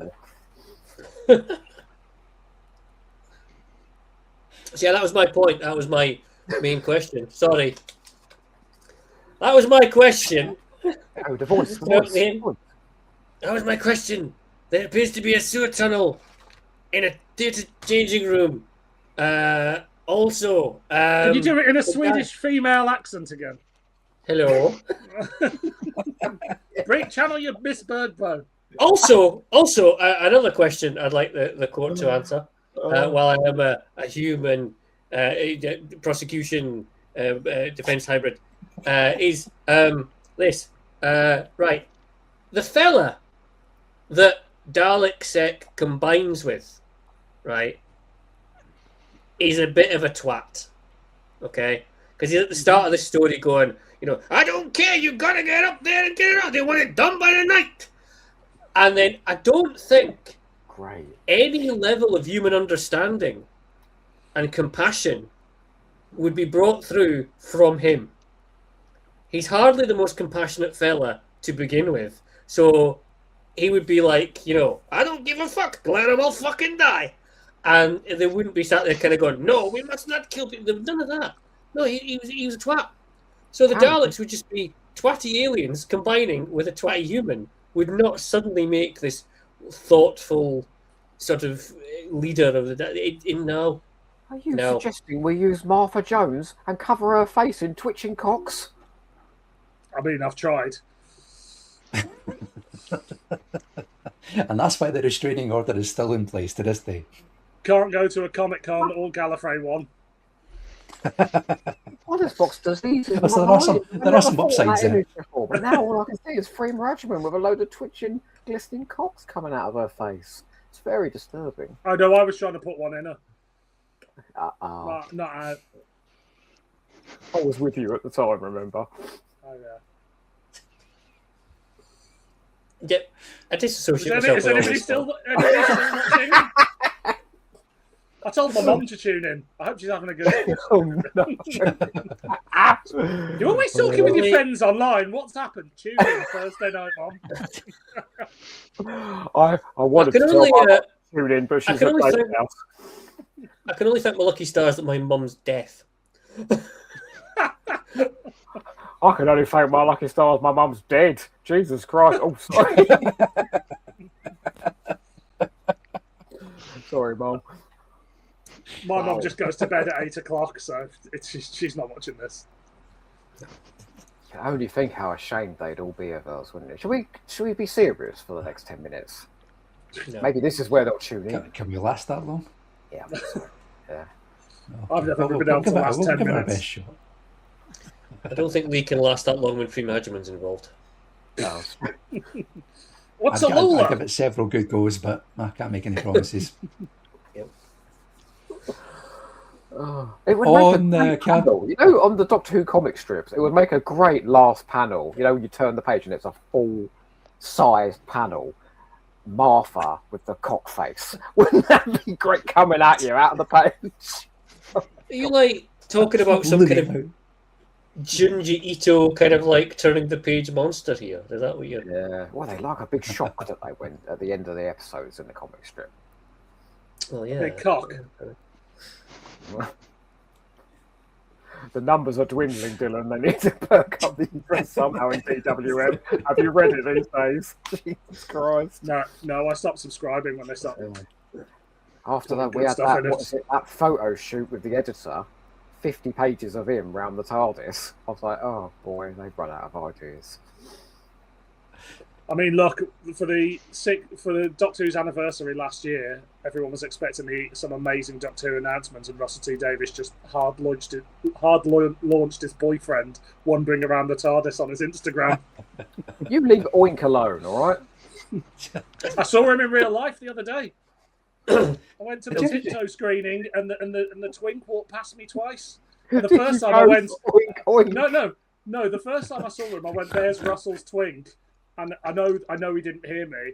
And then later on, he was like, "Sorry, Twink coming through." Oh, he must love it. I mean, was he walking around like, I am somebody in this room? And the only reason he done that is you followed him around for 20 minutes after that. Just go, Twink. Just out of earshot. He's a devilishly handsome man. Yeah. And the first 2 episodes of Tiptoe, written by Russell T Davies, were great. Big thumbs up from me. Handsome. So he's still got it in him. He's still got it in him, as we know. Yeah. The script writing, not the Twink. Anyway, On I Cam's feel like point, Daniel Ronson says there's a sewer opening at the theatre so the dancers can make a quick getaway. Apparently, the manager is a right pig. Daniel Rosebery on this Hey. call. He's got all the answers, hasn't he? It's always easier at home. That's true. True. You try being here. Yeah. Right then, shall we go to the last point for this evening's trial then? Let's do it, yeah? Probably should. Okay. We should. That's Okay me, then, right? Dylan, in that case, you're up. What have you got? I touched on this a little bit earlier in Joe's opening point, but this makes the Daleks less of an event. We've had them as the big bad at the end of the first season, magnificent return, the moment we see thousands of Daleks flying through space. We get the battle in season 2 between them and the Cybermen, something that people have dreamed of forever. They're this mythical race that fought in the Time War, that nearly destroyed the Doctor's people. The Doctor had to wipe them out and his own people. And here they are dicking around with pig slaves in sewers in New York with fucking Tallulah, Spider-Man, and the fucking pig-man hybrid and weird. Hey, I'm a Dalek. It's not good enough. It's not good enough for your big bad. It just doesn't work. It'd be like having imagine this with the Cybermen. Like it just wouldn't work. You need to protect certain elements of the show. And one of the big things RTD did when he came back was like, Daleks and Cybermen, they've been overused, so we need to put them to one side so they can be a big return. This just cheapens them, dicking around in sewers, nonsense plot of trying to become more human, making an army of Daleks that are just human. That's the worst Dalek redesign ever. You people leave the Jodie Whittaker Daleks and the Hunchback Daleks alone. They're just some blokes. So yeah, this ruins the legacy and reputation of the Daleks, and it should not have been done. What you're saying is that if you're going to bring back the big bads, yeah, you need to have them in some great event story, yeah, and not some sort of side issue. Specifically the Daleks, because at this point in the series, they are the big bad. Sure, you can dick around on a beach with a sea devil, or a submarine with an ice I was warrior. thinking more like dicking about in a quarry with a load of cats, the Master. That feels very like this to me. We all know that if we were talking about that story, Joe, it would win because it's a great story. And that is about the animal and survival nature of two Time That's Lords. what this is about. Trying to it's not. survive. It No, is. it's not. They say it in the script. Were you paying attention? We're trying to survive by the only one turning that a bunch watched of this lads into Daleks. Yes, they want to create a big army and head out to the universe. That's what the Daleks normally are up to. This time they're just doing it in a weird sort of way. We already know they've got the technology to harvest human cells to make more Daleks because they did it 2 seasons ago. So why aren't they just taking New York cells and making an army of Daleks? And then we'd all be very happy. We know they can build themselves bodies. We see it happen in Sheffield later on. You want the same stories again and again. No, I want consistency from the biggest threat in the universe. But at this point, have some fun with the biggest threat in the universe. I want to see them scurrying about in the sewers, shooting people, and sort of gossiping and turning around to see who's behind them and things like that. Something fun for a change. You should go and watch fucking Neighbours, mate. I love it. I love Neighbours. No, so that is my point. They've ruined the Daleks. You've ruined 4 of them. That's the point. They're a Last tiny little offshoot cult, literally a cult. Who one Dalek is all mad that's in their own needed to belief. exterminate them all. That's what was said. Yeah, And, but it's look not. at the As, I threat could of understand that if it was the Dalek. entire. If there was Dalek upon Dalek, like every day, like normal Daleks as we know them, and it was just that was it. It was just a load of Daleks that were invading the sewers of New York, and I could get that. You saying, yeah, it makes them look weak because maybe it would. But these are like literally just 4 Daleks who are desperate, had to do an emergency temporal shift to get to where they are. Probably landed here where they didn't want to land here. So I've had to kind of cobble together some plan. And they just went, yeah, pigs, they'll do. The problem with the emergency temporal shift is the Dalek does it again at the end. So why didn't they just temporal shift to somewhere else until they could get a better regrouping? Why indeed? Their Right. power source empty. They needed the bloody power. They need. Oh my god. So why not just sit People watch around this thing. rather than being like, oh, we've got to get some pigs and a man, and we're going to do that, and then we've got a Dalek and a man. Just be like, if we wait 3 weeks, we can just have a bitch in the sewers, get the power, Plenty and of emerge. wolves in New York. Plenty wolves in New York. Why don't we use those? Why don't we boring, use though. those? Sitting around doing nothing. Yeah, I mean, it wouldn't make a good Doctor Who story, but it No. would make a lot more sense. Not like this.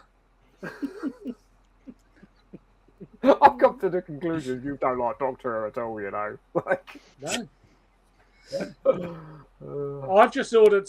I've just got Space Above and Beyond on DVD, and I'm going to become its biggest fan. oh, wow, amazing.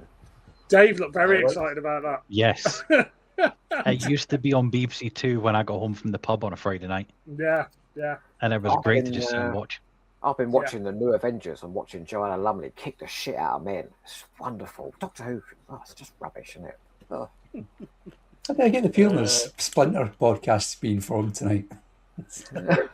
What, instead Dylan and of Dave are going to Doctor disappear Who? off into space above and beyond. Me and Joe will do the Avengers. Yeah. Cam, apparently you're not Cam's got the involved in either of wrestling. these. Yeah, Oh, it's been lovely I'll- working with you, Cam. I'll just watch a tiny, small thing called wrestling. Ooh. Cam, did you Separate watch wrestling Saturday chat is night's? available. Did you watch Saturday night's main event the other day? It was crap. Not yet, no. It was I crap. haven't heard much about it. I want to watch Double or Nothing before I watch that. So Look at that. They are right. We're hijacking the chat. there now. you go. Separate wrestling chat is built. Anyway, Doctor Who podcast. Yeah, oh, Yes. yeah. Right, have we got any more on that point that anybody wants to chuck in? No, it's perfectly fine. Yeah. Perfect. Well, That's well, perfect. But it might be shit. All right, then let's go to summings up. Let's go the other way around this time. So, Dylan, do you want to give us your summing up as to why Evolution of the Daleks and Daleks in Manhattan is guilty of crimes against Doctor Who, please? It's a terrible mistake. You know, it frequently comes the bottom of the polls. It treats the Daleks like shit. It sends the show up. David Tennant's insufferable. Sure, there's a nice musical number and a couple of hot women in it, but, you know, pig slaves, nonsense science, nonsense plot, nonsense narrative for the Daleks. No, put it in the bin. Put it in the bin. I'm going to show you my bum again while somebody else gives their point. Just to bolster Yeah. the point. Here it Here comes, we the go. gold lammies. So, Boom, the boys going side on now. My God. If this doesn't get the viewing figures up, I don't know Yeah. what will. The lobby tuning in their droves, How was that for you? Oh, overwhelming I like in it so a many lot. ways. If we can all compose ourselves, let's go on to the next summing up, which will be Cam. What have you got? What for us summing up to say about it? It's Guilty. a lot of Sorry, not fun. guilty of crimes against Doctor. It's a lot of fun. It's obviously a cast having a good fun time of it. It's a nice sort of focusing on the cult of Skara rather than Daleks as a whole. It's a good reinvention of the Daleks and try to give them a new lease of life in some kind of thing. It's also offensive to pretty much every American watching it. The plot makes absolutely no fucking sense. It completely dives off a cliff in the second half, and the accents are entirely grating. So it might be the worst thing you've ever seen. Might be absolutely brilliant and Really fine. care about offending the Americans right now. I don't. I don't want to offend an American. I don't want to offend anyone. I don't think you should be tarnishing the whole of America with one brush. I've basically No. tarnished this one on this call. I'm looking to be cancelled. I just want to hang up my mic. Cancel me, please. Don't listen anymore. This doesn't appeal to be executed live on air. It's like, just, someone please make this stop. Very useful, this podcast. To provide a service. All right, Dave, let's have your summing up. Why is Daleks in Manhattan and Evolution of the Daleks guilty of crimes against Doctor Who? I agree with everything Dylan said. I agree with about half of what Cam said. The pig slaves make no sense. The dick face mask makes no sense. David Tennant is a competition with Tallulah to see who can chew the scenery the most, which really belittles all the good, accurate, historic stuff that's in here. You don't care at any point about any of the people, pigs, slaves, dick-faced Daleks at all in this. There's nothing serious in it. There's nothing to care about, and it's not that good a story. So that's why it's guilty. Okay. Don't Short and to care the about point. anyone in this story. Oh, please. You got your chance now. Come on, Mr. Joe Ford. Let's hear your summing up as to why it's not guilty of crimes against Doctor Who. Oh, it's an amazingly shit B-movie blockbuster Doctor Who. Pig slaves, squealing, bestial, violent, screaming, hanging out in lifts, getting excited. Tallulah, charming, brave, silly, empathetic. Well, Freeman Regimen. I'll rest my case there. Real history, honestly presented for kids. Mad scientists, Daleks with great bubbling vats, underground experiments, homicidal zombies, men turning into Daleks, Daleks turning into men, final experiments. Oh, God, full-on Hollywood action, blockbuster sequences in the park. Stupid, phallic, gross, unforgettable masks, all those wet, glistening cocks. It's breathlessly paced, it's stylishly designed and shot, it's insanely scripted. It's Doctor Who in a nutshell. And if you vote not guilty, you hate Doctor Who. For a moment there, I thought you were reading my Christmas list. At least I know what you want now. If you've been a very good boy this year. A man in a big white beard will come down your chimney. Right, there you go. Those are your summing ups for tonight. It is now down entirely to you, the viewers. If you've not already done so, go to tinyurl.com/pblive52 or scan that on-screen QR code. Cast your votes now. When this ticker disappears off the bottom of the screen, the poll will be closed. And when we come back, we will reveal the results as to whether Daleks in Manhattan and evolution of the Daleks are guilty or not guilty of crimes against Doctor Who. We'll see you very shortly.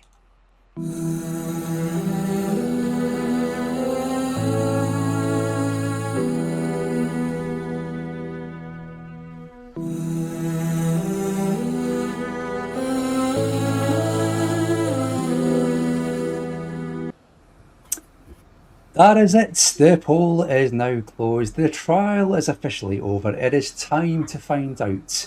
Not only has Dave completed the clean sweep this series, but to also find out if Daleks in Manhattan and evolution of the Daleks is guilty or not guilty of crimes against Doctor Who. Here is how you, the viewers, have voted.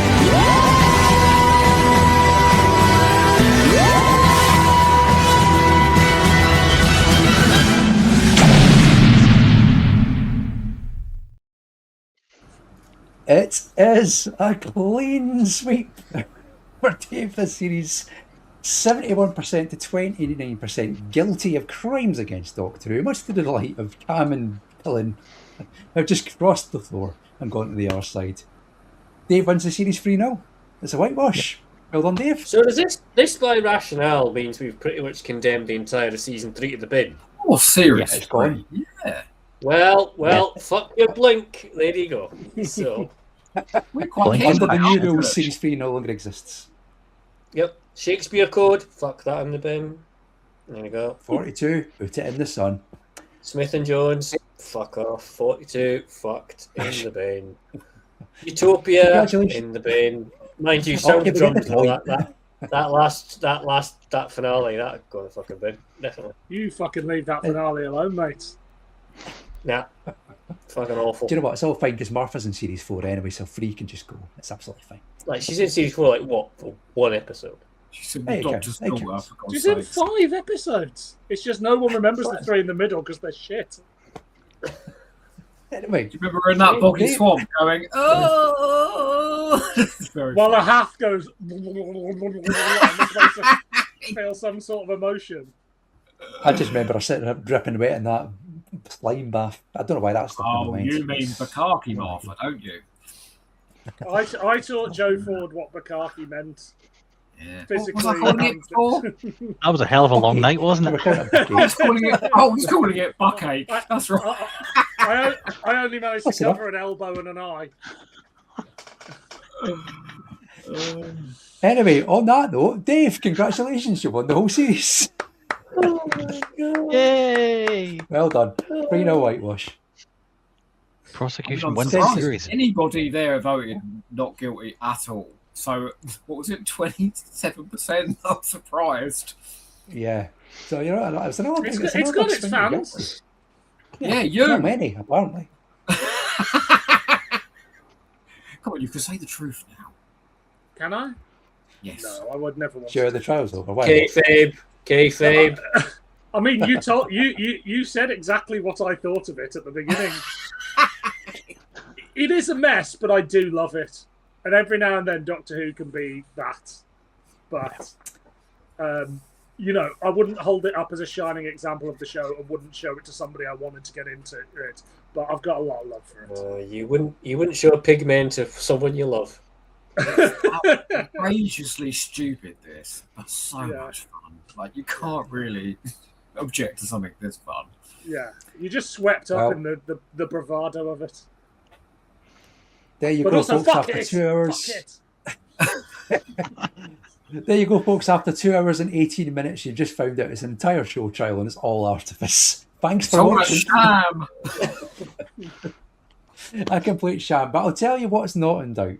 Dave is series champion, and therefore the honour befalls to him to decide where we're going to go for series 10 of the Polis Box Live. So, Dave, you get to pick the series. Before you let us know what it is, I'm assuming you two are going to swap positions for next series? Yeah, I think Dave's prosecuted a hell of a lot recently, so I'll take prosecution. I'll be honest, I picked before I knew who was doing what, so this is not a fix in any way that I've picked one that I want to defend or anything like that. Okay.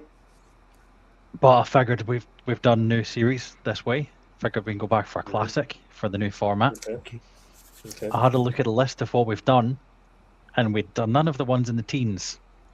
So I went right back, slap bang in the middle, season 15. Oh, yes. Series 15, right? I'm going to have to remind myself what that is. Horror Fang Rock, Invisible Enemy. Oh, Vendal, sign me the fuck up. Sunmakers, Underworld, Invasion of Time. Invasion of Time. Oh, God. I so much to get your teeth into. love and loathe some of those stories. The Invisible Enemy is a banger. Oh, my word. Top tier. Top tier. I'll be back to prosecute that. Okay, well, it depends if it gets picked. I mean, like we done last time, Cam's going to pick one to prosecute. Dave's going to pick one to defend. The ones that are left over will go to a poll again, so you, the viewers, get to decide what will be potentially the decider in our best of free trial is Series 15. So all options are open. You had such a simple premise before. Why have you made this so complicated? It's not complicated. No, there's just too much Doctor Who to get through. That's what they've realised. They're like, oh, okay. Yeah. They want to finish this. 6 month trial of Series 10, Joe Ford. Yeah. Retirement is looming. Oh, Jesus, really? No. So But it will be if they do the looking great, all right? So there we go. That is going to be Series 10 of the Polis Box Live. It'll be Series 15 on Old Money of Doctor Who. We'll put the choices up on Blue Sky once the guys have made their decisions, and then a link to the poll for you to make yours. That'll be very, very soon. Can I make a suggestion to you? Yes, of course you can, Joe. On the podcast, but please, you must get Luke Malloy in to prosecute Horror Fang Rock. He hates that sacred cow. My God. And get Toby Haydock in to defend it. Oh, Battle of the Titans. It'll be great. Do you know what? Luke, we'll get Luke on. Toby hasn't returned any of our calls since the last time, so I don't think we're getting Toby back in. Oh, dear. What did you I sent him an Cam? email saying, if you want to come back on, just let me know. Silence. It's fine. It's not for everybody. We love you. We love you anyway, Toby. I've got some He doesn't pictures. love us. Don't but we worry, love I'll him. send them your way and he's patting your hands. Right then, that's for the next series. This has been Series 9 of the Polis Box Live, all wrapped up. Joe and Dylan, thanks very much for joining us tonight. It's been absolute joy to have you on and try and get a word in edgeways, as usual. I would like to say before we leave that I did specifically request to be on this series with Joe Ford because I said to Lee, I haven't had a good argument with Joe Ford in ages. Oh. And have you had a good argument today? It's been all right, yeah. No, it has. We've had a good row, and I like it. It'll make the makeup sex even better. Oh, do you know what I mean? It's better when you're rimming me, but when you're arguing with me, that's a good sequence. I can do both at the You're same right there, time. Cam. Look at Cam. Oh my god. Sorry, Cam. The Okay, moral before we compass let you- of this entire show. He tries, but he fails. Okay, before we let the two of you go At for least your I fantastic tried. makeup. Before we let the two of you go for your fantastic makeup sex tonight, where can people find you? Dylan. You can find me on the internet if you have it. I do 2 podcasts, both confusingly with very similar names. One of them is called Doctor Who 2 Hot for TV, where we look at the expanded universe of Doctor Who, books, comics, audio plays, whatever it is, all sorts of spin-offs. The other one is cunningly named 2 Hot for TV, where we look at the expanded media of different franchises, books, comics, audio plays, magazines. But every week, every fortnight, me and a different guest pick a different franchise, and we go, might be Aliens one week. Cam's coming up on one about WWE. I've done Indiana Jones. I've got that coming up. Just done the X-Files, Millennium. It's basically anything beyond its original format. So look for 2 Hot for TV and Doctor Who 2 Hot for TV, wherever you get your podcasts, Instagram, YouTube, all that jazz. Gold standard. I can standard. recommend. Just the best. 2 Hot for TV. Gold standard. He's really good, the new I Talk. Yeah, and I can't. Yeah, I was going to say I can't recommend the latest episode, which is an interview with Philip Segal from the TV movie. So yeah, get on that if you've not already done so. 5 million? Are you sure? How about yourself, Joe Ford? Oh, sorry? How about yourself, Joe Ford? Have you got any sort of new podcast ventures you might want to publicise? I can't go on about all of those. There's too many of them now. Yeah, I'm usually here on the Polis Box. It's delightful. Yeah, but I mean, I guess you didn't get the subtle hints. That was just giving you. What about the new one you're involved in, Joe? Would you want to maybe tell people about that? Yes. Yes, we're taking a pair of delightful virgins on a new adventure through the voyage of Doctor Who via YouTube and via podcasting. We're taking Kev and Andy, who everybody would know here from the Polis Box. I mean, they're so beautiful, those two men. But they're ignorant about Doctor Who. They know fuck all beyond what you people have forced them to watch. And so we're choosing one story a year, although that's already been broken. There's 2 of season 3 in there already and 2 Cushing movies. But we're choosing selected points throughout Doctor Who's run to give them the broad scope of the highs and lows of Doctor Who. And hopefully you get it all from a fresh new perspective from 2. Yep, and it's presented by Joe Ford and myself. I have been cheating on you two guys. I'm very, very sorry. I've got a new podcast, but I'm like Patrick Troughton. Is this when you're breaking it to them now? We can live. We don't own you. You can get out of the house if you want to. It's fine. Daddy still loves you. Wouldn't it be funny if Dave just suddenly announced that he'd joined the team from the Guilty Feminist at this point? Just like everybody else always promoting the stuff. Dave never shows up on anything. He's like, no, I'm a member of the Guilty Feminist now. As long as he didn't say he was joining Trap One. Oh, sorry. No, shut up, Joe. We all need to know about Trap One guys. Huh? Shout out to the Trap One guys. Leave them You just alone. couldn't make it over there. You're too interesting and funny. You just wouldn't survive over there. I'm not having any of this. I'm not starting Pod Wars. Now, Type 40, they're cunts. Pod honesty. And so say all of us.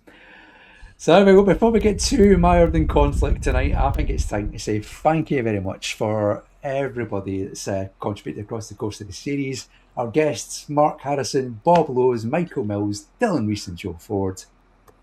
That is it for tonight and for this series of the Polis Box Live. We're going to be taking a... Yes, Joe Ford, yes. You didn't do the noise. You promised Paul. Oh, I forgot about the noise, right? I'll put that up as a little special bit. Should we just do it? Should we just do it now? Well, what noise? Paul has sent us a lot of video of the noise, so what I'll do is I'll tack it on at the end of the episode so the boys and girls at home can enjoy it in their own personal time. We sort of got this obsession with milking the cocks on the Dalek sec face and making sort of weird squelchy noises. So, yeah. Milking Dalek sec. I was doing that just this morning. It was a work from home day. Treat yourself. We'll all go to bed on that image. On that note, we're going to be taking a slightly longer break between series this time round, but we will be back around about the start of August for Like series Doctor 10. Who itself. Yeah, except we've been commissioned for another series. Is it not like a kind of like World Cup shaped holiday that we've got planned for the It Polis pretty Box? much is, yeah. That's the excuse. Mostly comprising. Oh, it was definitely going to be June and into July as well, which means we're very, very hopeful that Scotland might actually get to play a World Cup game in July. But we'll see. We'll see you in 3 weeks, folks. Yes. We'll see for the inevitable bitter disappointment. But then... How bad is it? Always is. It always is, Joe. It's is. always heartbreak. We live Aim in for disappointment, and then you might be impressed. We're Scottish. Well, you say that. Oh yeah, sorry, you're Scottish. So there we go. We're going to take a wee holiday for the World Cup, but we're back 50th at the other end of that. And now, ladies and gentlemen, the time has come. After a series of highs, it's time to eclipse all that and go one notch higher. To play us out of our final episode and of this series, we bring you the latest epic from the voice of our balls, Mr. Daniel Ronsley. Thanks for watching tonight and for sending in your viewer evidence, your messages and all the rest. We'll see you very soon. Mon the Tartan Army at the World Cup. Don't come home too soon. Until next time. Good night, everybody. McTominay! Cox.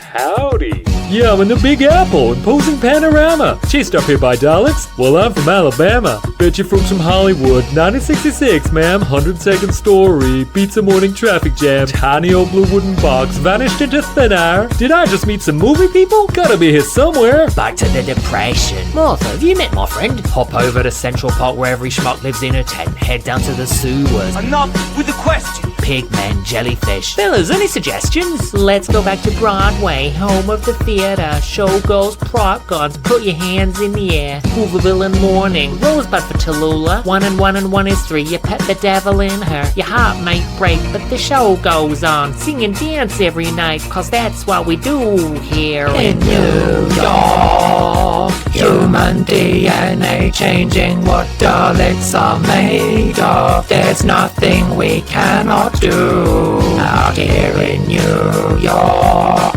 For Daleks have found their godsend, the final experiment. Let's take over New York, New York, New York. Catch River in midair as she dives off a rooftop. Splash land in the swimming pool. TARDIS makes another stop. Chilling at the graveyard, touched by an angel. Rory sent back to the past. Amy's goodbye is painful. Welcome to the melting pot. Coffee's at a picnic spot. Melody Malone's hits. Front cover, thanks a lot. Green grass, apple grass, cluster brass, roses arse. Far future 15 years swap bodies like a sex vase. 10 million people at risk of infection. Kitties sitting pretty till you mess up their complexion. VR cured them all with a magic shower cocktail. Jesus saw me now, he'd say what a tall tale. Third time, last time, head full of big face. You are not alone, rest in peace, old boat race. Driving with Valerie, long live the fast lane. Long live the hymns, lad, if you look past your pain at New York. Rain-flecked streets where moods are sold off. There's no drug you can do down in New York. This traffic goes on forever, but we'll sing together. Gridlocked in New York, New York, New York. Lights is blinding, grant it's Christmas. Swallowed my gemstone, what age are you? 36. Superhero comic books, superhero wishes. Super nanny reckons he can juggle responsibilities. Dressed up like Superman, red dress like Lois Lane. Ghost in that interview, Harmony show on the brain. City of lights, the best and the brightest. Not all heroes wear capes, ask Professor Cragnitis. Martha took a field trip, now she's got a beam out. Daleks in the sky, straight back to her mom's house. Hail Mary to the city, I'm immortal. And the doc can't fix me, guess I'll hunt the paranormal. Came here to Ellis Island, graduated eternal life. Balls deep in Angelo, cut open in a lover's fight. Miracle day, got me all messed up. This city never sleeps, cause it's Cardiff dressed up as New York. Dodgy accents and human Daleks face off. Hello, surprise, boo! Chase ya here to New York. These lyrics don't make too much sense. Best chuck in some Cybermen. Raining down in New York, New York, New York. Dalek Khan all alone in the big city. 3 dead, just me and my self-pity. No place in the world that would have me. Guess I'll see you next time. Everybody say emergency temporal shift.